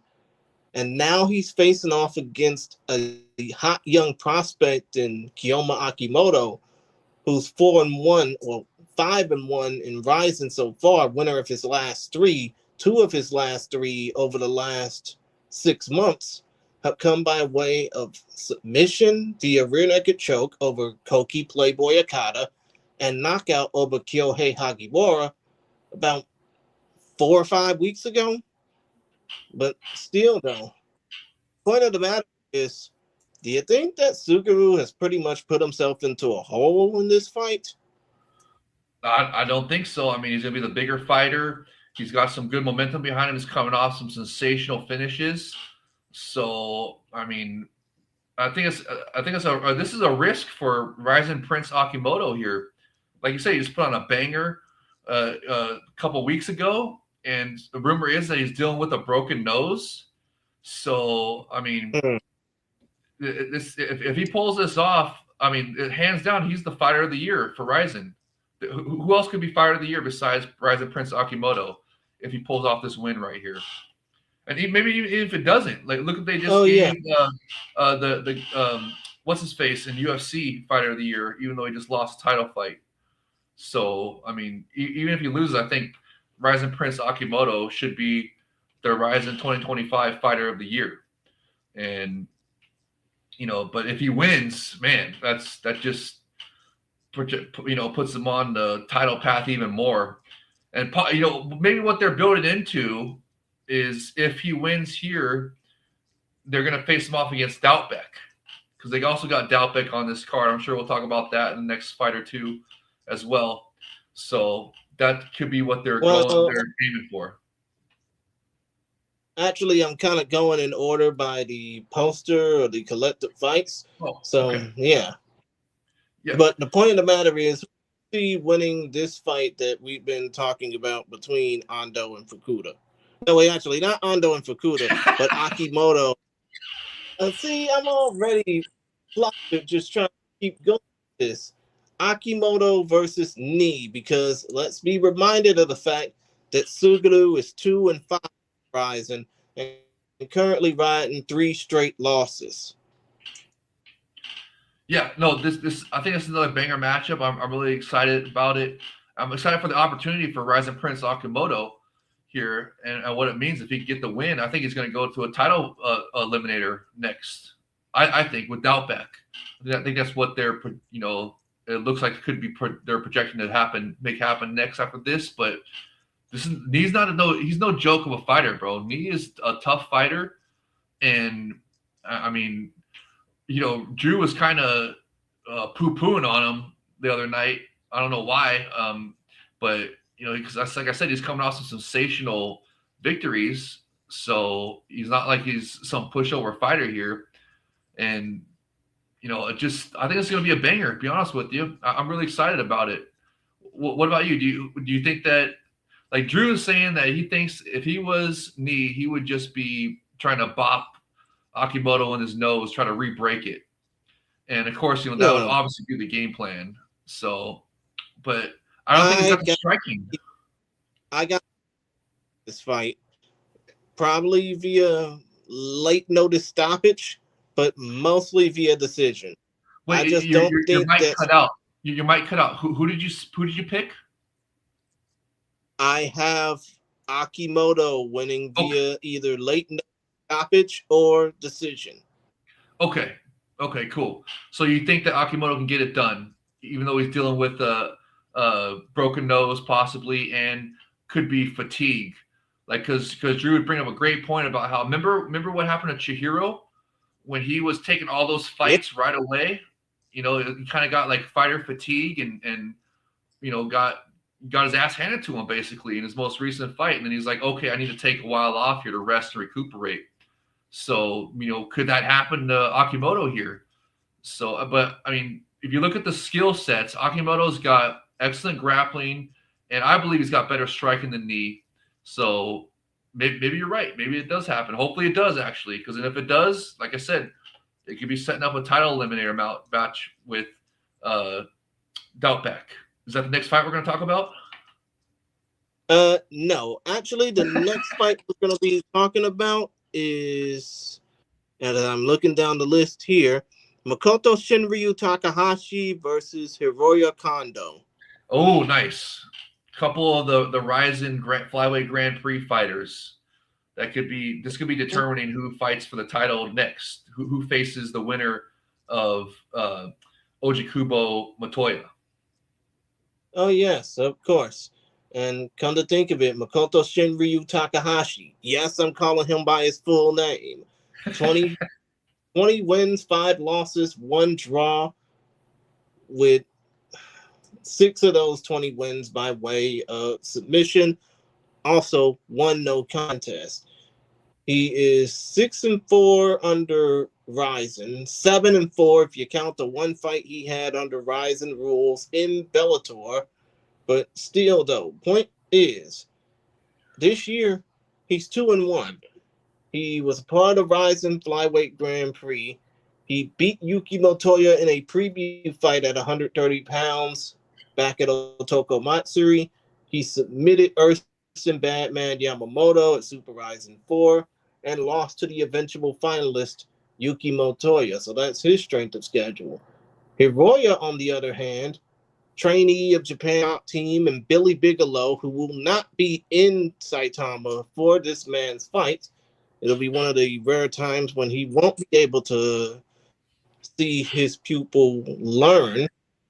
But still, though, his 2 fights this year were a knockout win over Tatsuki Shinotsuka back at Otoko Matsuri, and of course the aforementioned loss to the eventual finalist, actually, Yuki Motoya, where Billy basically said in Hiroya's ear, "You're gonna be a champion. It just takes time." But still, though, at 11-14-1, do you think that the time is starting to be up for this 27-year-old fighter? Well, I mean, Drew certainly thinks so. He's all butthurt that they're showing favoritism to Hiroya because he's a popular fighter, and he doesn't think that's fair. I mean, maybe he's right, but fact of the matter is he is a popular fighter. He's Makiru's bro, and from breaking down all that stuff, and he actually has shown some good growth in his fights, in my opinion. So we'll see what he's got here. I mean, they're not giving him easy opponents. It's not like they're putting him in there against tomato cans, even though he's a popular fighter. It's like Shinryu is a great fighter, bro. He's probably going to be the next title challenger. So if Hiroya is able to hold his own in here, and what if he wins, dude? I mean, that's what I'm saying. This could be a de facto title eliminator bout right here. I bet you if whoever wins this bout could be facing the winner of the Flyweight Grand Prix final. And either guy has great storylines. Look, Shinryu, he's got to get face Ojikubo again, right?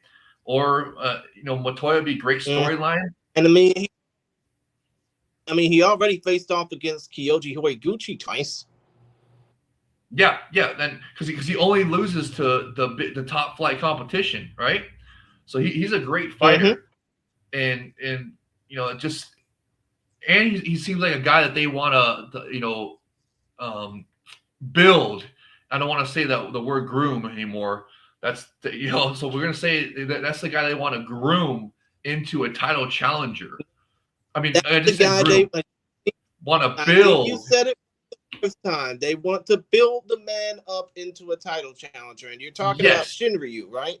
Correct. Yes. But also, if Hiroya, there's like a win-win for them. Hiroya's another guy that they would like to build into a title challenger caliber fighter because he is popular, right? So I mean, this to me is a win-win for them, and it can produce a banger. I mean, like I said, Drew, he likes to dump on Hiroya because he's a a favorite fighter. He's got the shy Gilgeous Alexander whistle, basically for RIZIN, but he's a good fighter, bro. I think he's shown great growth in his career so far. So I'm looking forward to this one.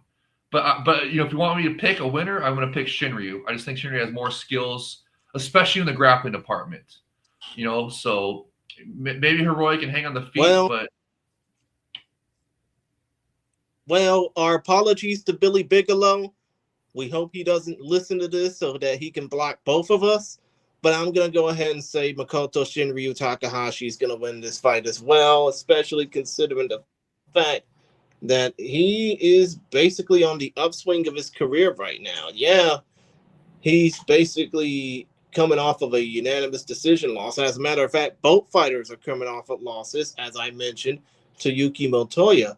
But strength of schedule wise, Makoto's got the better hand at that. I mean, he's fought Kyoji Horiguchi. He's fought Hiromasa Ogikubo. He's fought Jose Torres. He's fought Yuki Motoya. So basically, when it comes down to overall strength of schedule and overall names on the schedule, I think that Shinryu has the better advantage compared to Hiroya. I mean, Mr. Kondo, going by real last name, of course, whose only competition aside from his run in RIZIN, which has been 3-4 so far over the last 2 years, he's only fought in deep, and deep competition, they're not really that good. Well, I mean, come on, you got to be a little bit fair. Deep is like the feeder league for the Epic RIZIN. It's like the feeder stage for the big stage, for the big show. And some of those guys in deep. But it's kind of like playing. It's kind of like you're a team that just got into, and I'm going to use a college football analogy. It's kind of like you just got into FBS play, playing a whole bunch of FCS schools. You're basically proving yourself against the top teams in Division 1 AA, but you basically suck at the 1A level. You're kind of like the University of Massachusetts or something. Well, hey, you got to start out somewhere, and that's a good stepping stone to get to the big leagues. Siki Izawa is from Deep Jewels, so it's like, and there's a lot of other good fighters that come from Deep. So I don't hold that against them. But I definitely agree with you. I think that Shinryu, like I said, they're building him into a clear title challenger, 100%. And I feel like he's just got too much skills for Hiroya at this point. But you never know. And that's probably why they matched this up, because this is a win-win for him. And Hiroya has shown some good growth, but we'll see how it goes in the fight time. But either way, this is going to be a banger, I think. Because, Hiroya, even say what you want about him, about skill-wise or deserving it or whatever, but the guy brings it, bro. He brings it. Even in that loss in the Flyweight Grand Prix, he brought it, dude. He brought the fight. So he's an exciting fighter. So I just don't – I don't agree with Drew on the hate completely for that guy. I don't know why people hate him, but maybe it's because is the rumor that ladies love him? Maybe there's player hating on him. Oh yeah, they hate his calm demeanor. Don't be player hating. hate the game, not the player. But let's go ahead and move on to the next of these potential flyweight contender bouts. And that next bout is Mr. Twister versus Shorty, otherwise known as Goto versus Jose Torres. And of course, we should all know Jose Torres far beyond his 2-fight stint in the UFC by now, the native of the second city, Chicago, Illinois. He's currently been blazing a trail in RIZIN. He defeated Makoto Shinryu Takahashi at RIZIN 49 last New Year's. He, instead of basically just going into RIZIN, he took one more fight for his Brave CF obligations. Obviously, he is a former Brave CF flyweight champion. Well, Brave CF bantamweight champion, who had a great rivalry with Nkosi Undabeli, who just won the PFL Africa title. But still, though, back on July 27th at Super RIZIN 4, he lost to the eventual finalist in Hiromasa Ogikubo in a fight that was highly touted as something that was going to be epic, so to speak. As far as Joji goes, Joji is how you spell his name, by the way. He's currently 4-0 in RIZIN. Pancrase veteran, deep veteran. All 4 of his wins, 3 of his 4 wins in RIZIN have been spectacular. The back-to-back Twister submission wins over Trent Girdham and Junior Ichino Hibino. no, Ichibu Hibino. And of course, the most recent was a knockout win in 110 seconds over Taichi Nakajima. And also the unanimous decision winner with Jinosuke Kashimura. But when you think about this fight, and the Tapology Faithful is saying 70-30 Goto over Torres, but when it comes down to this fight, Torres is just happy to be a part of this, but he wants to make this worth it. Do you think that Torres is going to make it? I mean, do you think that Torres is going to definitely make it worth it in order to become a possible contender in the flyweight division? And I know that you're basically biased in talking about it because, of course, he is an American. So, yes, Florida. And he's been clamoring for a fight on this New Year's Eve card, so he's been staying ready. So I think he's going to bring it. I think it's going to be an awesome fight. Like you said, Mr. Twister Joji Goto is also coming off some sensational performances. So I'm looking forward to this one. Actually, Goto, if I were to mention, Goto is coming off of a 3-fight winning streak. Yeah. So, I mean, wait. So was Knee coming off of wins too, or no? Am I getting them mixed up with Goto? Drew was coming off of back-to-back losses. Multiple losses at that.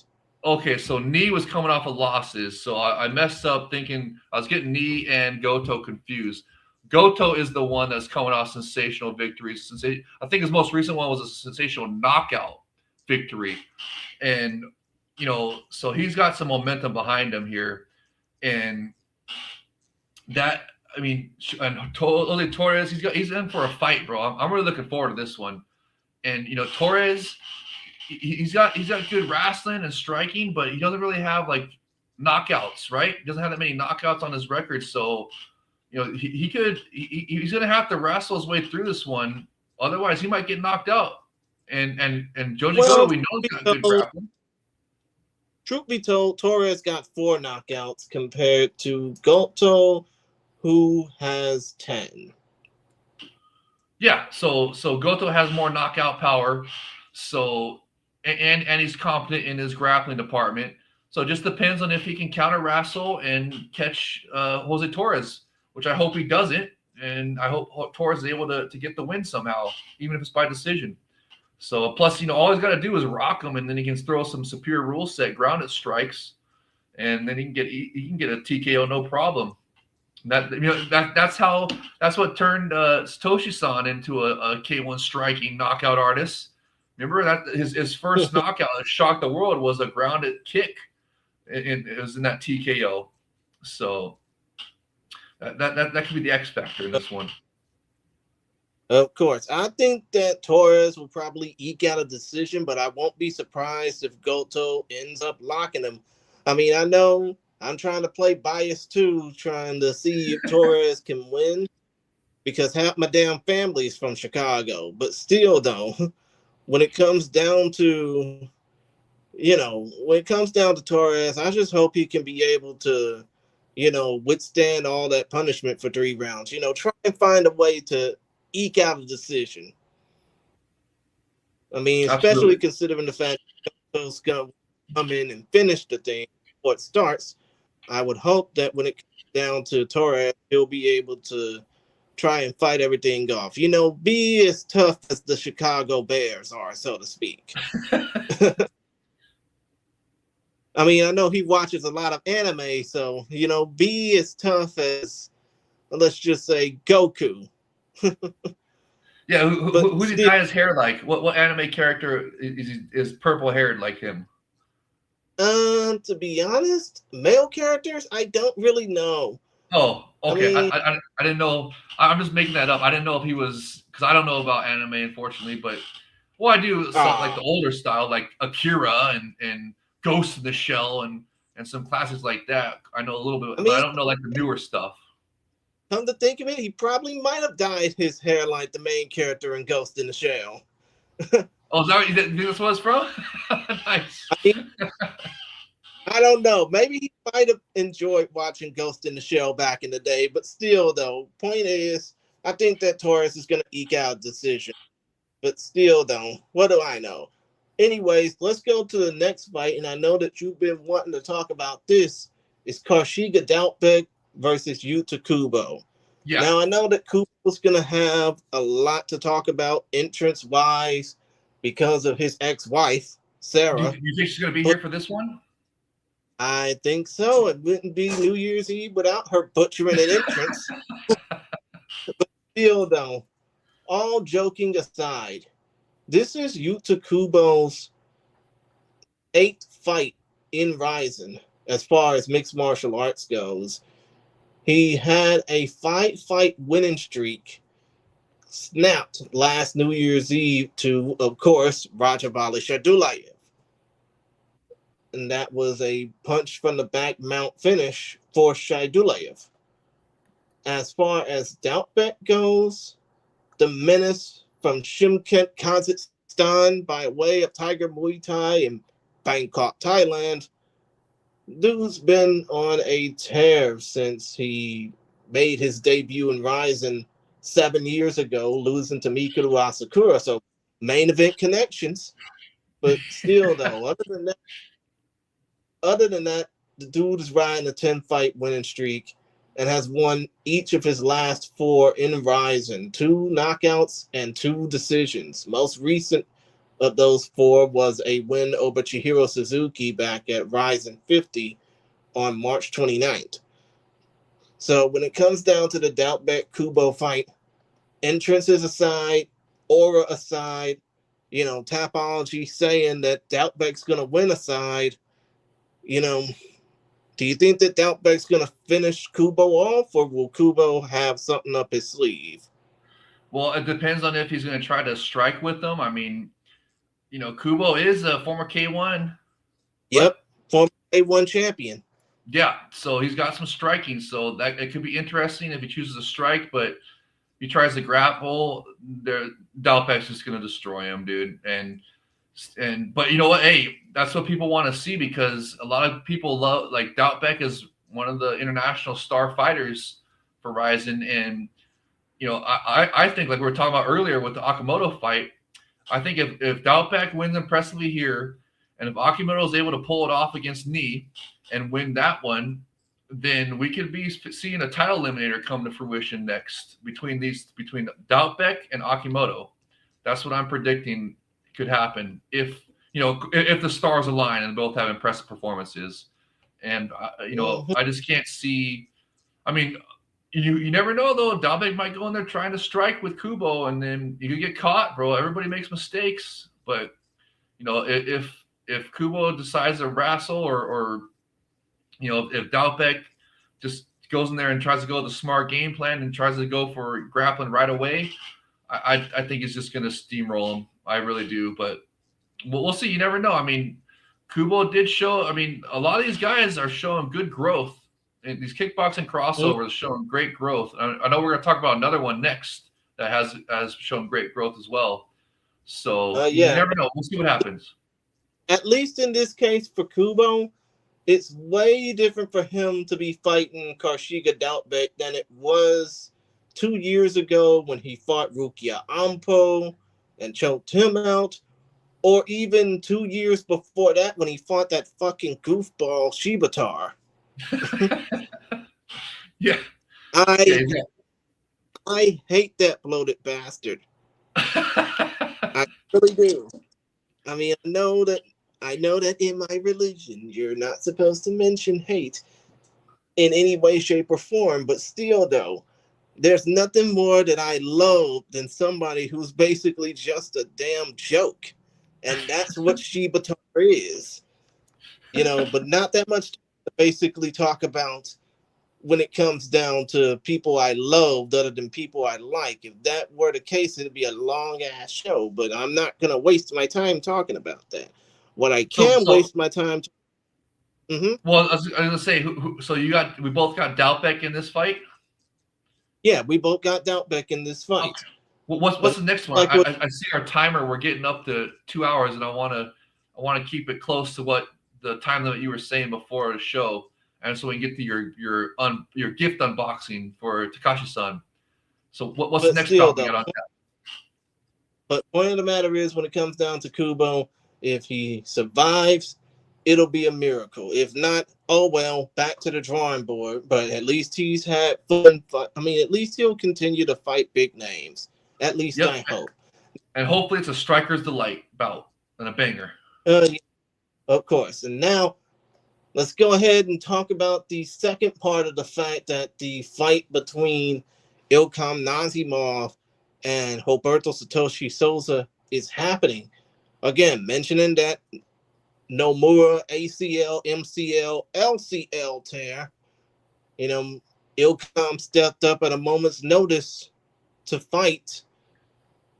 No, actually, Ilkham was supposed to fight Bay Noah or Noah Bay or the Black Panther, you know, before this fight, before this opportunity happened. So now you got Ilkham Nazimov versus Roberto Satoshi Souza for the for the lightweight title. Good lord, not heavyweight. And for some reason, I seen the preview for the fight with Noah Bay and Ilkham Nazimov, and Noah. I mean, like for a second, I thought that he was sounding like Manel Cape for a brief moment. Like, oh, the fight, it doesn't matter. Give me Nazimov. I mean, that was like really how they revealed him to be in that fight. But now they know he's coming off of back-to-back wins. Actually, he's coming off of a 4-fight winning streak so far. He has managed to get his 2 licks back in RIZIN, beating Yusaku Inoue, beating Johnny Case. Then he went to the LFA this year, went back to training in NorCal, since he's a SoCal native, originally from Torrance, California, residing in Japan since he was a young boy, going back to the States, training out of American Kickboxing Academy in San Jose, and he managed to get a knockout win over Cedric Manoff, aka the big cousin of Melvin Manoff, back at LFA 213 on July 26th. Now he's coming back into RIZIN to face off against Tatsuya Yambo Saika, who is 13-6 overall, but is 0, yeah, and of course he's the current featherweight king, well, actually the current lightweight king of Pancrase champion, but he's also coming off of the archchoke submission loss back at RIZIN Lamb 12 to Nurkam Tsumagazi, which I was really hoping that Tsumagazi would be on this card, but you know, things change. Hopefully we'll see more of him next year as well, especially considering the fact that he had that impressive victory. But Noah versus Yambo Saika. Late notice, yeah, for sure. I know late notice means nothing if you don't come prepared, but Saika is very late notice. So, how do you think this fight is going to turn out? Props to Saika for stepping up to face Bay Noah and keep him on the card. And now I like this fight a lot more for Bay Noah than I did when he was facing um, oh gosh, Nazimov. Jeez, I No, almost forgot how they switched up the he was facing Nazimov originally, and then Nazimov stepped up to replace Nomura, and then they brought Saika in to face Bay Noah. So I was getting confused with Doubtback for some reason. I don't know why, but maybe because they're both Middle Eastern or from the Caucasus region, fighters. But anyways, no, European, dude, not Middle Eastern. If they were Middle Eastern, they'd be out in North Africa somewhere. oh okay, I guess you're right. Not MENA region, but the Eastern European, North Caucasus Mountains region, that area, Western Asia, I guess, whatever. But anyways, yeah, those that just did you see Bay Noah's fights in LFA? I've heard about them. Oh, okay, well they were really fun, and he's on a kind of a pretty good win streak right now. And I was feeling that if he was to face Nazimov, that could have snapped that and been a setback for him. And now I feel like this is going to be a showcase fight for him. And like but he's got to bring it, bro. He can't be boring in this fight, or else he's gonna get another punishment fight with Scott Cabarrus on next. Like I remember the one that he won versus Johnny Case, or that he was supposed to lose because he put on a boring fight. It was supposed to be a punishment fight, but I guess he kind of liked it. Exactly. So, I mean, unless he wants to avoid some punishment matchmaking, he's got to bring it in this fight. Because to me, it's like a showcase fight and a much easier fight than a much more winnable fight, I should say, than Nazimov was. I thought Nazimov was going to destroy him and end his little win streak. But now I think he's going to be able to continue that win streak. And if you haven't seen them, check out his LFA fights. He showed great progression with his in the grappling department. I'm talking good takedown defense and good stand-up ability. So it's just like I said, a lot of these guys on here, these kick crossovers, they're showing really good progression in their mixed martial arts career. And so I'm looking for this one to be a banger, and with Bay Noah getting an impressive win and keeping his win streak going. Okay. And I think that Bay Noah's going to win this fight too, especially considering the fact that, again, Saika is coming off of a devastating loss to a prospect who's, if RIZIN decides to pick up on him, they're definitely going to want to see more out of him. I just think that when it comes down to it, I think this is too late notice of a fight to even, I wouldn't say I don't care about it, because Bay Noah made me care about it just by seeing how he acted in that reveal last week. But still, though, this should be fun. I just hope that Bay Noah can make it fun. Yeah, he's got to bring it, or else he's going to get a punishment matchmaking. Yeah, of course. Come to think of it, it's like we always agreed to, and you probably more than me can agree with this. If you fight worth the damn and rise, you will be brought back. That's plain right. and simple, right? Yep. Mm-hmm. Now we got 2 more fights to put over, and these 2 fights, let's just say they're straight out of the fuck Black Rose category. But still, though, point of the matter is, we got Ryusei Catfish Ashizawa taking on Ryoma Shishimoto, otherwise known to the Breaking Down fan base as Jolly.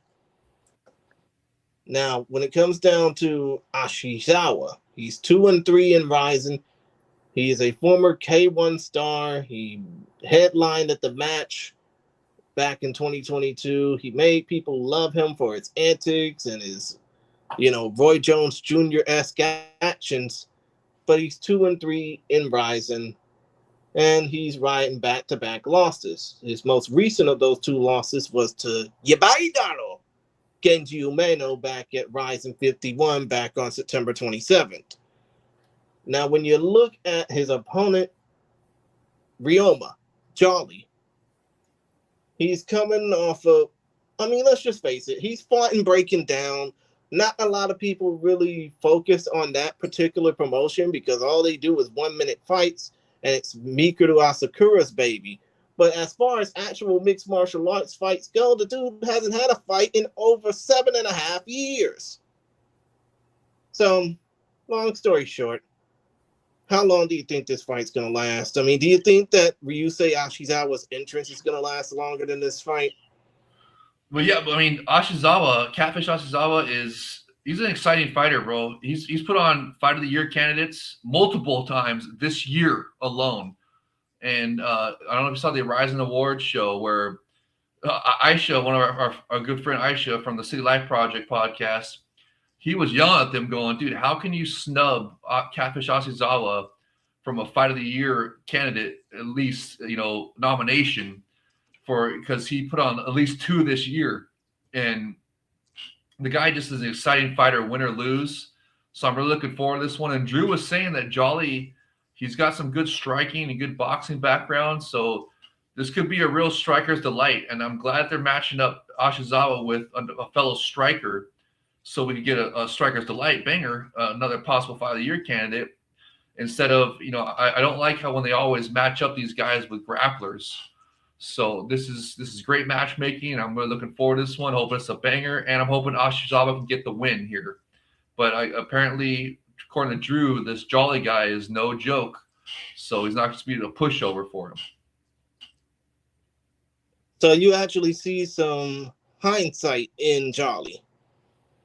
Yeah, well, according to what Drew was saying, he's got some good experience, and he's got some good striking background as well. So this could be a banger, and I'm sure that's why they put it together, because that's what Catfish is known for.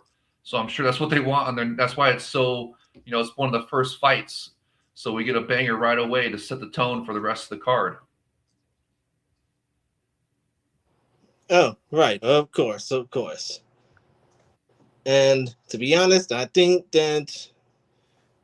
really think that I'm going to finish this man. Because, just face it, nobody knows much about Mr. Shishimoto other than the fact that he's fought twice about 7.5 years ago and Gladiator. But still, though, point of the matter is the fact that Ashizawa just has more room to grow in RIZIN than this fucking Black Rose reject. But still, though, point of the matter is the fact that Ashizawa's going to win this fight. I think it's going to be enjoyable from the entrances all the way up to the finish. Absolutely. And speaking of entrances, could we have another one in this next bout with Shinosuka? Yeah, this is the final bout we're going to talk about. Tatsuki Shinosuka versus Daichi Tomizawa. Why don't you take the reins over?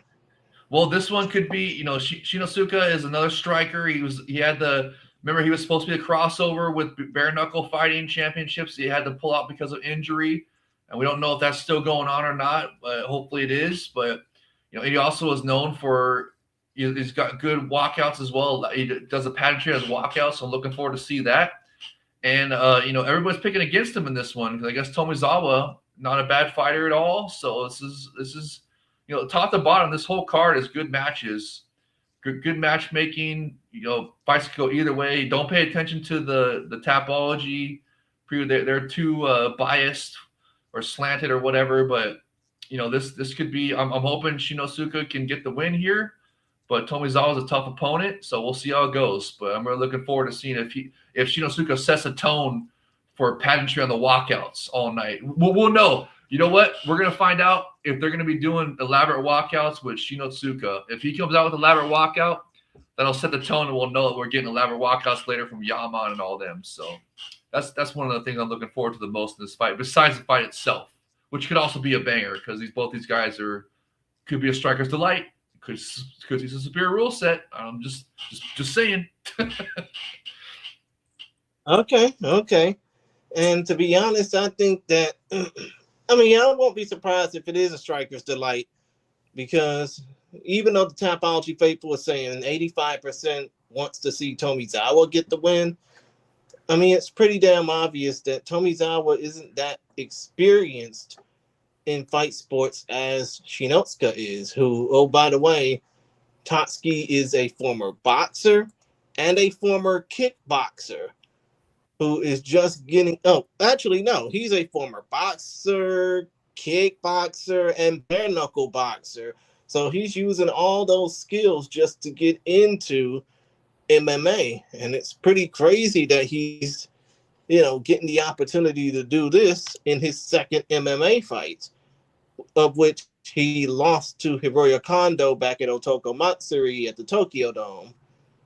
Meanwhile, Tomizawa, on the other hand, is 2-1 as a mixed martial artist, and with all 3 of his fights coming in the span of the last year, knocking out Kota Miura. That was a memorable finish. Yeah, losing via face crank to Ursin Batman Yamamoto in Ursin's most recent win. Hard to believe. And Joe Hiromoto lost to Tomizawa via split decision, and we haven't seen much from Ren's little brother since. And oh, by the way, Cold Mayday, hey, how you doing? Shinosuke's coming off of an embarrassing loss. I doubt he does a fancy walkout. Oh, he will. He will. I mean, come on. He will definitely pull out the stops code, Mayday. Let's be real. Even though he did lose in devastating fashion to Hiroyo Kondo, I mean, let's face it. The dude fought 3 times in Ryzen beforehand, and even each one of those fights, and this is a rematch. Oh, by the way, from 2 years ago when they fought Oh, back who, at who won that? Ryzen. Who won that one? Yeah, Shinotsuka via decision. But still, though, Oh, this is a nice. rematch from 2. So I'm highly doubtful that Shinotsuka's not gonna basically slide on not doing an entrance as big and fancy as it is. Yeah, come on, So Kobe. Don't throw you cold know, water on our hopes. We want elaborate entrances. We want elaborate opening ceremonies with the drum, everything, guys in fundoshis and, and everything. We want the whole 9 yards, pyrotechnics. We want elaborate entrances. This is a New Year's Eve show, the Rising Decade show. We want the elaborate pageantry to go with it. But now that we basically got done with all 15 of the actual fights that are going to be taking place, I'm gonna need you to basically go 1/5 of this.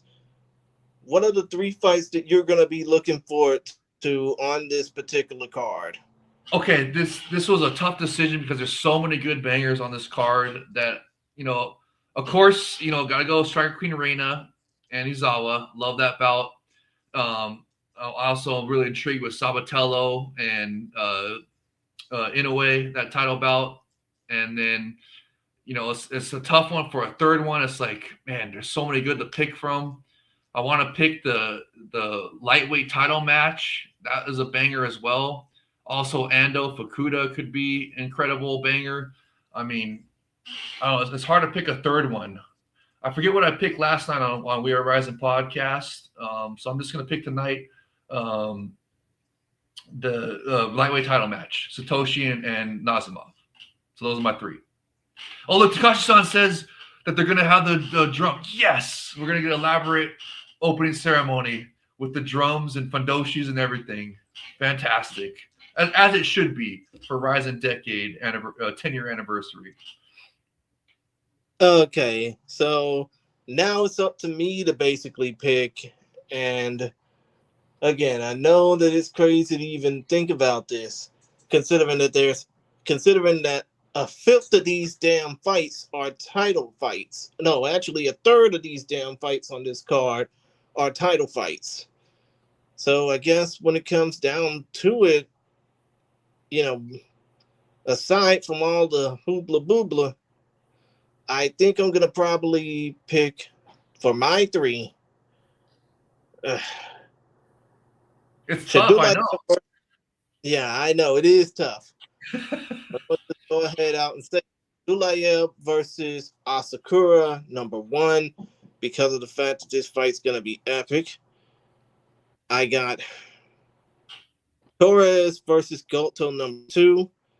Nice. And I have, for the 3rd fight, RENA versus Seika. Because let's Nice. face it, it's only going to be a matter of time before Seika leaves Rising behind. And I think that if Seika Izawa does win this fight, she's going to go up, not move on. And you know what?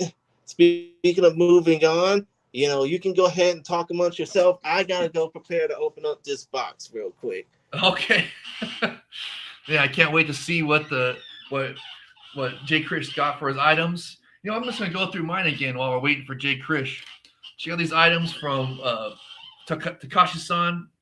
Thank you so much, brother. Again, look at this. I got sensational Rising Landmark towel. Look at there. Is that freaking awesome or what? Awesome. And then, of course, got the Ryzen wafer cards. Here's the Ryzen Prince Akimoto. That's one. Bam. Got a heavyweight prospect here. Ed Polo King. Can't wait to see him back in the Ryzen ring. Hopefully next year they're going to get some more heavyweights as well. And then we got Mikuru Asakura, the superstar. Hoping he can at least make it past the first round with Shadalayev, the steamroller. And then from Drew, of course, gave me this fantastic striker queen, RENA Tal. Of course, it says shoot boxing queen. That's her actual nickname. I just switched it up to striker queen. And then got this fantastic, check this out, Super RIZIN 4 poster. Is that rad or what, dude? That's going in a frame. Can't wait to display that for the next. Maybe I'll have these in the frames for the review shows coming up here. Then I got this poster. This is pretty cool. Check this out. With some of the RIZIN superstar fighters and bobbleheads with the RIZIN logo there. We got Hagiwara, Satoshi-san, and looks like and Mikuru Asakura there. So it's pretty awesome. And then here it is once again. The creme de la creme, the best. Man, this is gonna go in a frame right. I don't even like. This is the last time I'm gonna open it up, man. This is freaking, man. The way you see this item, this is the Pride 2005 poster here. This is considered the second best poster. This right here on my shirt is the Pride 2004 poster. That was my personal favorite. And here is this one right here. Look at this one. Is this badass or what, dude? Look at there. There's the artist. Man, that is I can't wait to get that in the. Oh, Jay Chris is ready. All right, here. Let's see this. Let's do it. Okay. I'm just hoping that this box don't have any anthrax. Lord knows, I hope that this box means a lot more to me than the person who sent you.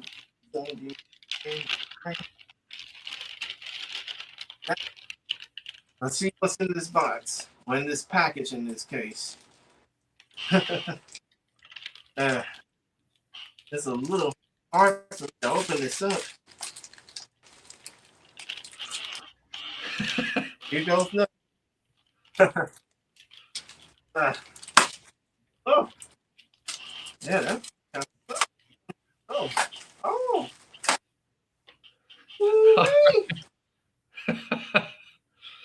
And here.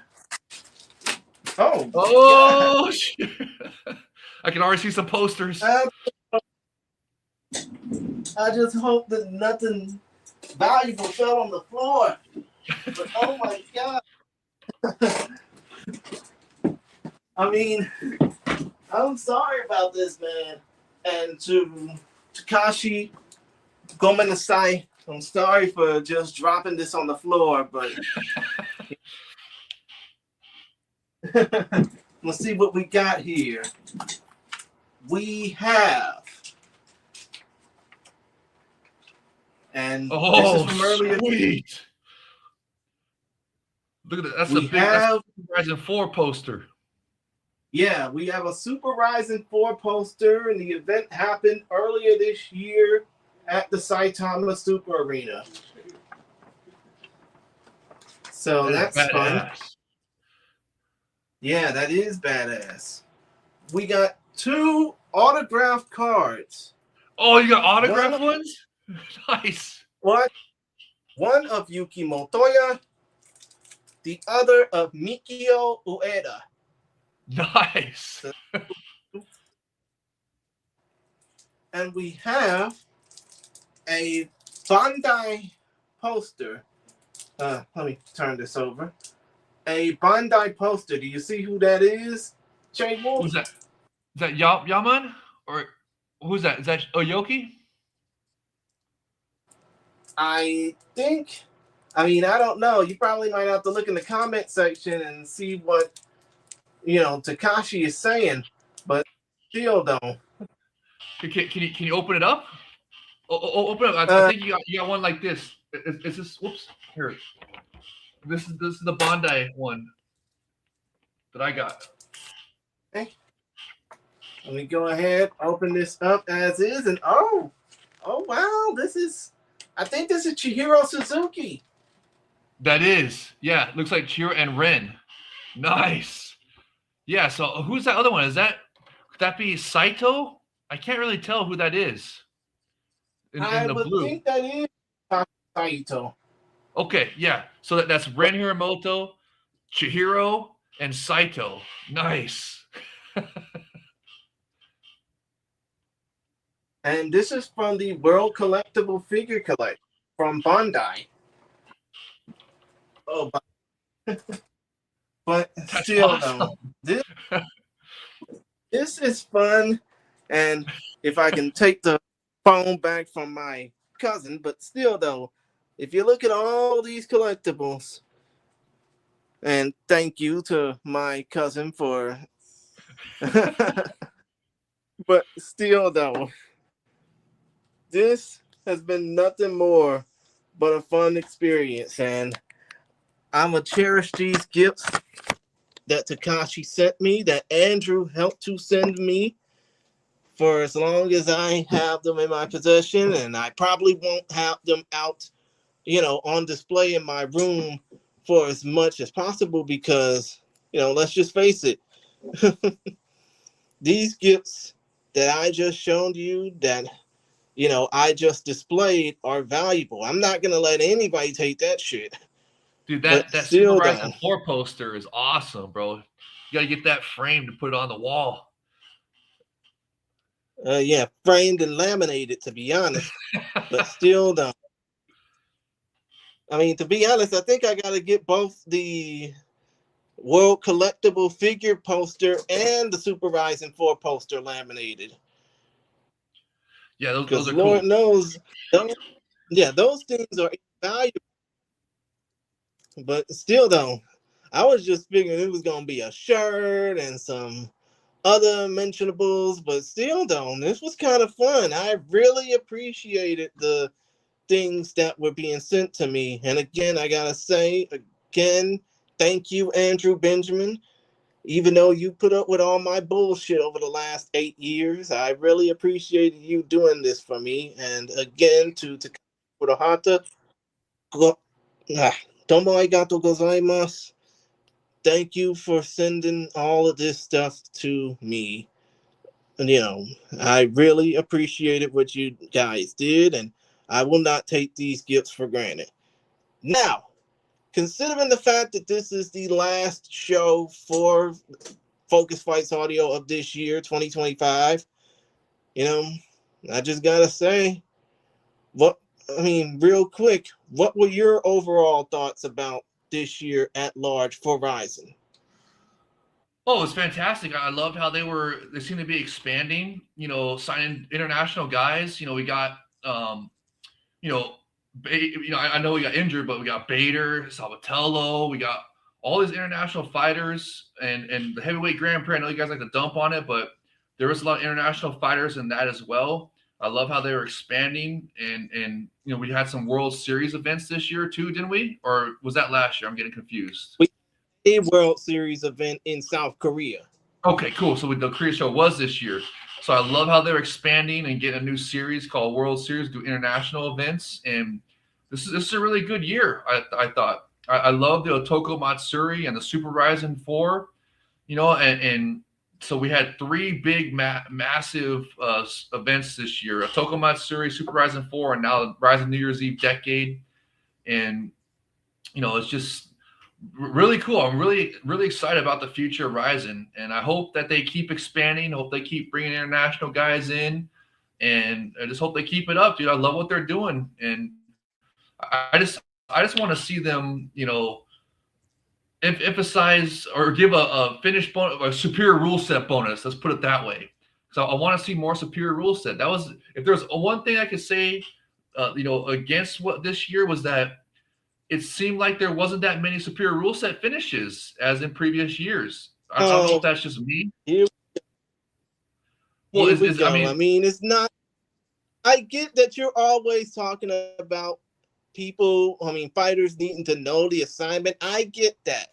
But still, though, point of the matter is the fact that, sometimes incredible fights and incredible moments are better than just fighters knowing the assignment. Yeah, I get it.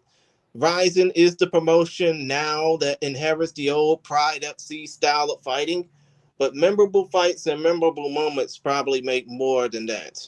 Well, I mean, there has been Superior Ruleset action. It's just there's not as many finishes with Superior Ruleset as there used to be. It seems like. And I don't want to subscribe to Drew's conspiracy theories about that, but it is concerning. That's the only point of concern. Everything else is beautiful. Oh, and the Grand Prix. I love how they brought back Grand Prix this year because remember we went through like a 3-year drought of Grand Prix before this. So please keep up the Grand Prix as well.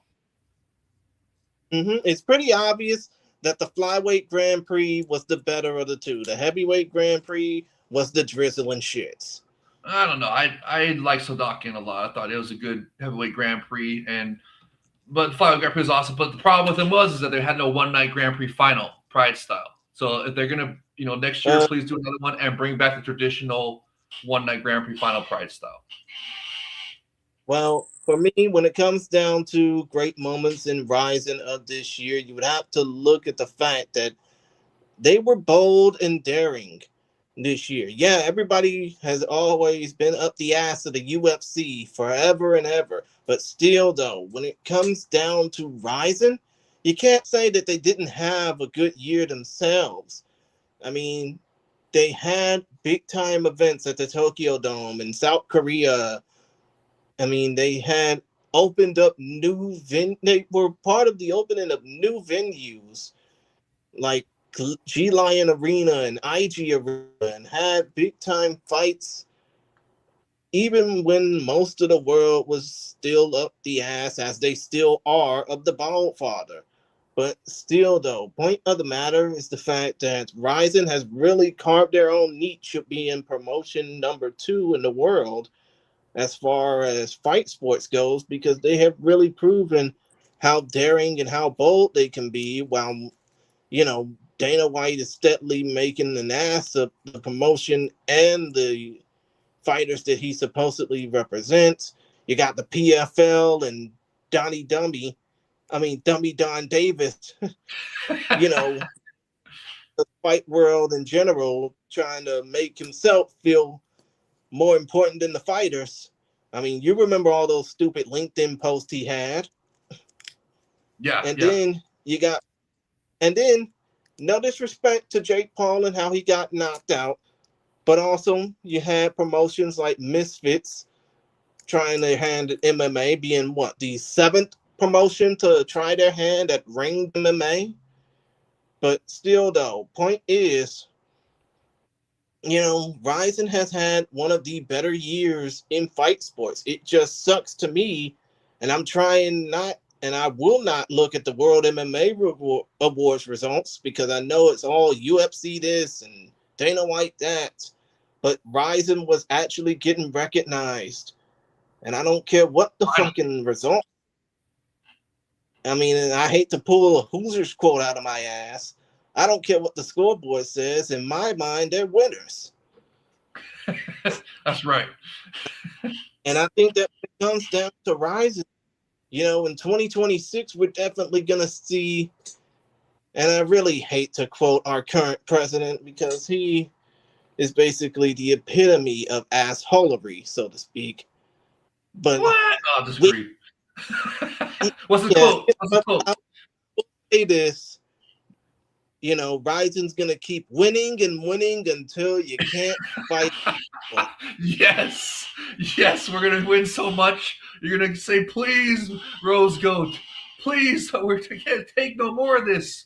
We're tired." And Rose Goat's gonna tell us, "No, we're gonna keep winning. We're not tired of winning." But still, though, as much as I basically hate to mention that quote, I do agree that RIZIN's time to be the best is now, and it's upon us. And if they keep churning out more incredible fights and moments like what they have this year, over the course of the next year, I do think that the sky is only going to be the limit for RIZIN in the years to come. I mean, let's just face it, RIZIN's been around for 10 years. Pride was around for 10 years. Dream was around for barely 3. Barely. I do think that RIZIN is about to eclipse that when they have their next event in January. Well, I don't know. January, February, possibly March, when Sakura season happens, when, Let's cherry hope it's blossom by season. March.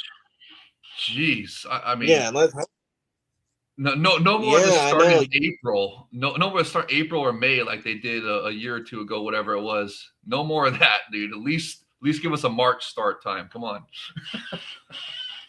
I mean, I think it would be perfect with March Madness going on, but still, I know, right? Point of the matter is, I do think that for RIZIN, the next year will definitely be incredible if they just keep doing what they're doing and keep boosting themselves up to the international audience. Because if you're gonna have fans like me, fans like you, just basically enjoyed it. Hell, fans like Andrew, who actually went to Japan and actually trained in one of the dojos.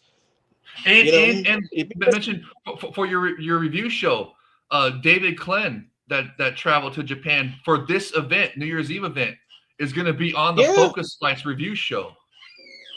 Yeah, he's from my neck of the woods, Houston, Texas. Even though he's a Pittsburgh guy, but still, though, point of the matter is, if you're going to keep having international fans show up and show out for RIZIN, hopefully RIZIN will keep boosting themselves up. And I mean this to both Hafid Darbaki and Shingo Kashiwagi. If you want more fans like us putting this damn show over, putting this promotion over, you need to get us right in the middle. That's all I gotta say. And Takashi is saying, Do itashimashite. You're welcome. Also, Manatsu no Kinka Matsuri in July. I think that would mean the big summer festival in July. That would be something incredible. That's Manatsu probably Midsummer. Yeah, that's a Super RIZIN 5 next summer. And I heard a rumor that since Saitama Super Arena is closing down, not going under renovations. Yeah, I heard a rumor that I don't think they're gonna do next year's show at the Tokyo Dome. New Japan Pro Wrestling already has that venue and that date, January 4th, 2027, lined up. No one else should be putting shows on at that particular venue but them. No disrespect to maybe the RIZIN. Olympic Stadium. Maybe they're going for the record. But a concerning rumor that I heard is that since Saitama Super Arena is undergoing renovations, that they're going to try to go a little bit more conservative next year, meaning they're going to do Japanese-centric shows and not really focus on international fighters and just try to, like penny pinch and stuff. I was getting that last night with Drew, saying it's kind of like the how the UFC got addicted to the cheap Apex Shed events, right? It's like since RIZIN doesn't have their big arena, they're addicted to the cheap, Japanese centric events that doesn't cost as much money as international guys and doing big arenas. So I don't know. I hope that's not. I hope what you're saying is what happens. I hope they do keep expanding. I hope we get some World Series events next year. But that is what the current rumor is that they're going to wait out the renovations of Saitama Super Arena. I don't know if they're going to be doing any World Series events this year. I mean, and Kashi is right. 1 year half construction of Saitama Super Arena. But I don't know if they're going to be doing any World Series events next year because, of course, as we both know, World Cup season, unfortunately, half of the damn world is going to be focused on us. And RIZIN is going to probably be realizing, hey, we can't do an event on international soil because half the damn world is migrating to North America. But still, though, hopefully we'll get about that angle. Yeah, hopefully we'll get something out of it next year. But still, though, that's about it from me, from you, JayWolf, for now. Why don't you go ahead and put yourself over for the final time this year? Oh, thanks, brother. Appreciate it. Appreciate you having me on for the show. And I really look forward to the review show with David Klen. And if he can't do it for whatever reason, I'll come back on here and do a review show with you to kick off the new year. And you can find me at the thank you for the banner, JayWolf in the RIZIN FF Fans Discord channel. It's a lot of fun. Come there and watch the fights with us. You talk any combat sports you want, and it's a lot of fun. I love it there. And then on Twitter, right there, you see my name. Yes, it's misspelled on purpose. That's how you know it's me. And if you're a real person and not a bot, I'll follow you right back. I follow back immediately, or as soon as I notice that someone new has followed me. And then also on the We Are RIZIN podcast, I just did a preview show with Drew, but we had technical difficulties because I guess StreamYard just updated or whatever. So, but Jay Chris was able to fix it. So we'll have that fixed for the review show. And then also, hopefully I'm going to be doing another preview show with the City Life Project podcast with Aisha.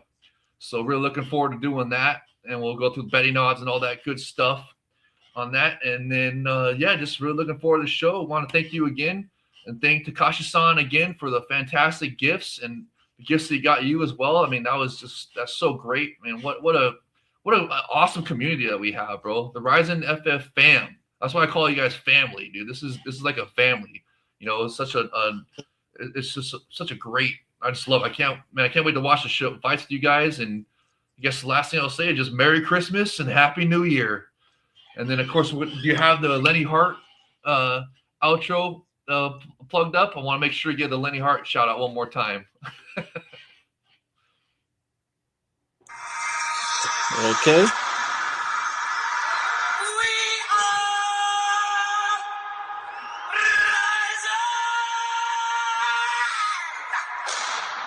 Pride never dies.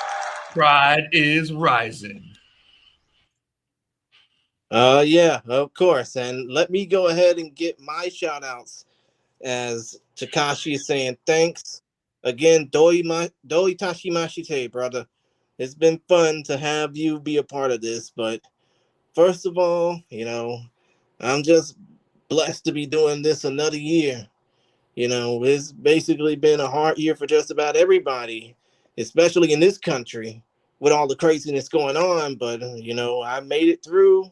We've all made it through some crazy times. And we just hope that when it comes down to the next year for RIZIN, there's a lot in store to look forward to. Again, when it comes down to the video version of this, I don't have the links in the description. Blame me and my lazy ass timing.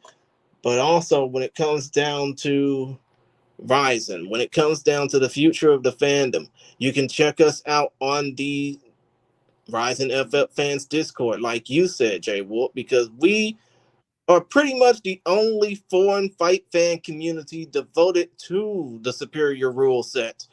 And we actually give a damn about this to the point where RIZIN has some of their ideas for the domestic fan base in Japan. So, basically when it comes down to this, we pretty much have our fun, but we also basically have some of our ideas come to mind for them. I mean, why do you think that Hafid Darbaki and Shingo Kashiwagi was a part of our show? Why do you think that for me, the episode with Aniki MMA for this podcast was one of the better episodes I had this year? Alongside, of course, Blake Bulletproof Troop. By the way, fuck you, Cena Caribbean. You are nothing more but a pussy. But still, though, point of the matter is, when it comes down to this, we got some incredible people to thank before I shut the door on 2025. Izzy from Ireland. You can check him out on Twitter and Instagram. Check out Combat Sports today. Oh, good. Never mind. I didn't know you're gonna shout out Combat Sports today. It's fantastic. That's who Izzy Bill is part of their company. They're just, man, they're the real mainstream media, not this. I mean, when it comes down to MMA media, stop sucking the teat of Dana White. I know, right? Put over different brands, man. Put over the fight brands that people actually want to see, not the Apex slop that's coming to Paramount Plus this January. But still, though, them, Todd Atkins, You can check him out. You can check out Mind Runner. He does a lot of stuff for women's professional wrestling. And by extension, you can check out Black Girl Wrestling and Lyric Swinton as well. Shout out to them as well. You can check out Cap'n. He is on Twitter X at KAPN99. And Discord. And of course, you can check. Oh, yeah, and Discord as well. And you can check out our Polish friend, Daniel Dizubicki, on Twitter and Instagram. Of course, if you're listening to this, oh yeah, of course. And if you're listening to this, all the links mentioned will be in the description. And oh, by the way, you can check out RIZIN New Year's Super Powerhouse Festival on New Year's Eve. Well, actually, no. Let me say the name in Japanese first, then in English. RIZIN Shiwatsu no Sho Suamono Matsuri, otherwise known as RIZIN New Year's Super Powerhouse Festival, will be available to watch New Year's Eve. Well, actually, not really New Year's Eve, but December 30th at 11 p.m. Eastern, 8 p.m. Pacific, live on RIZIN.tv. To go to check out this event, all you need is $20. You need to get the RIZIN Premium Pass, which will cost you $17, and you'll get all the RIZIN events or all the event archives for future shows, and you'll definitely be wanting to get what's coming next, because their next show ain't until March, probably, maybe February, who knows, but this event you're definitely going to want to see. 5 title fights, 15 fights in total. An event that is so epic, it is superior as the rule set it's fought under. You don't want to miss that. You don't want to get shut out. Like the great Booker T said, do it. Do it now. We do it for you. But still, though, that's about it from us for now. We thank you for checking us out. We hope you check out the RIZIN Year-End Super Powerhouse Festival on December 30th. And again, I know we played the Lenny Hart soundbite, but I'm going to go ahead and say my piece, as I usually end this. Peace, my peoples in one love world. Protect yourself at all times. Keep fighting, because especially after a crazy year like this, you never know who might hear your story. And when it comes down to, well, I mean, to be honest, I don't know how to end this. Do you want to try and stab at it, Jay? Oh yeah, dude, just play the Lenny Hart thing again. There's nothing wrong with that. I mean, dude, you did a fantastic shout out. That was great. I love that promo you did for RIZIN New Year's Eve, and you got the time right. I guess I was an hour off. I guess it starts at 8 o'clock, 11 p.m. Eastern, instead of 9 p.m. and 12 a.m. Eastern. So I was off about an hour. So that means the prelim will start at about 7:30 p.m., 10:30 p.m. Eastern, and it's on RIZIN.tv. It's going to be freaking awesome. And you get all the shots. I love that promo you did. And I guess maybe the only other shout I'll give is to my dad right here. This was his 100th year. If he was still around, this would have been the 100th birthday. So World War II veteran, was part of the space race, got us, helped us get us to the moon, everything. And without him, I wouldn't be a mixed martial arts fan. He allowed me to get the original UFCs and everything, and made me a fan. So just shout out to my dad. Rest in peace, rest in power, rest in paradise. And just, man, what a fantastic year. And just, man, I can't wait for the next year. And thank you again, Jay Krish. This is awesome. So hit that Lenny Hart outro one more time. Oh, my God. For you, I'll play it. Thanks, brother.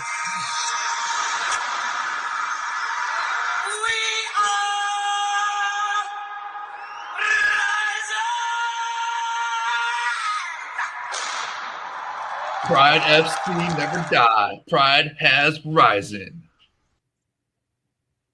And we say from all of us to all of you, Merry Christmas, Happy New Year, Merry Kwanzaa, Happy Hanukkah, and we hope that y'all will start 2026 off with a bang. As for us, I'm done.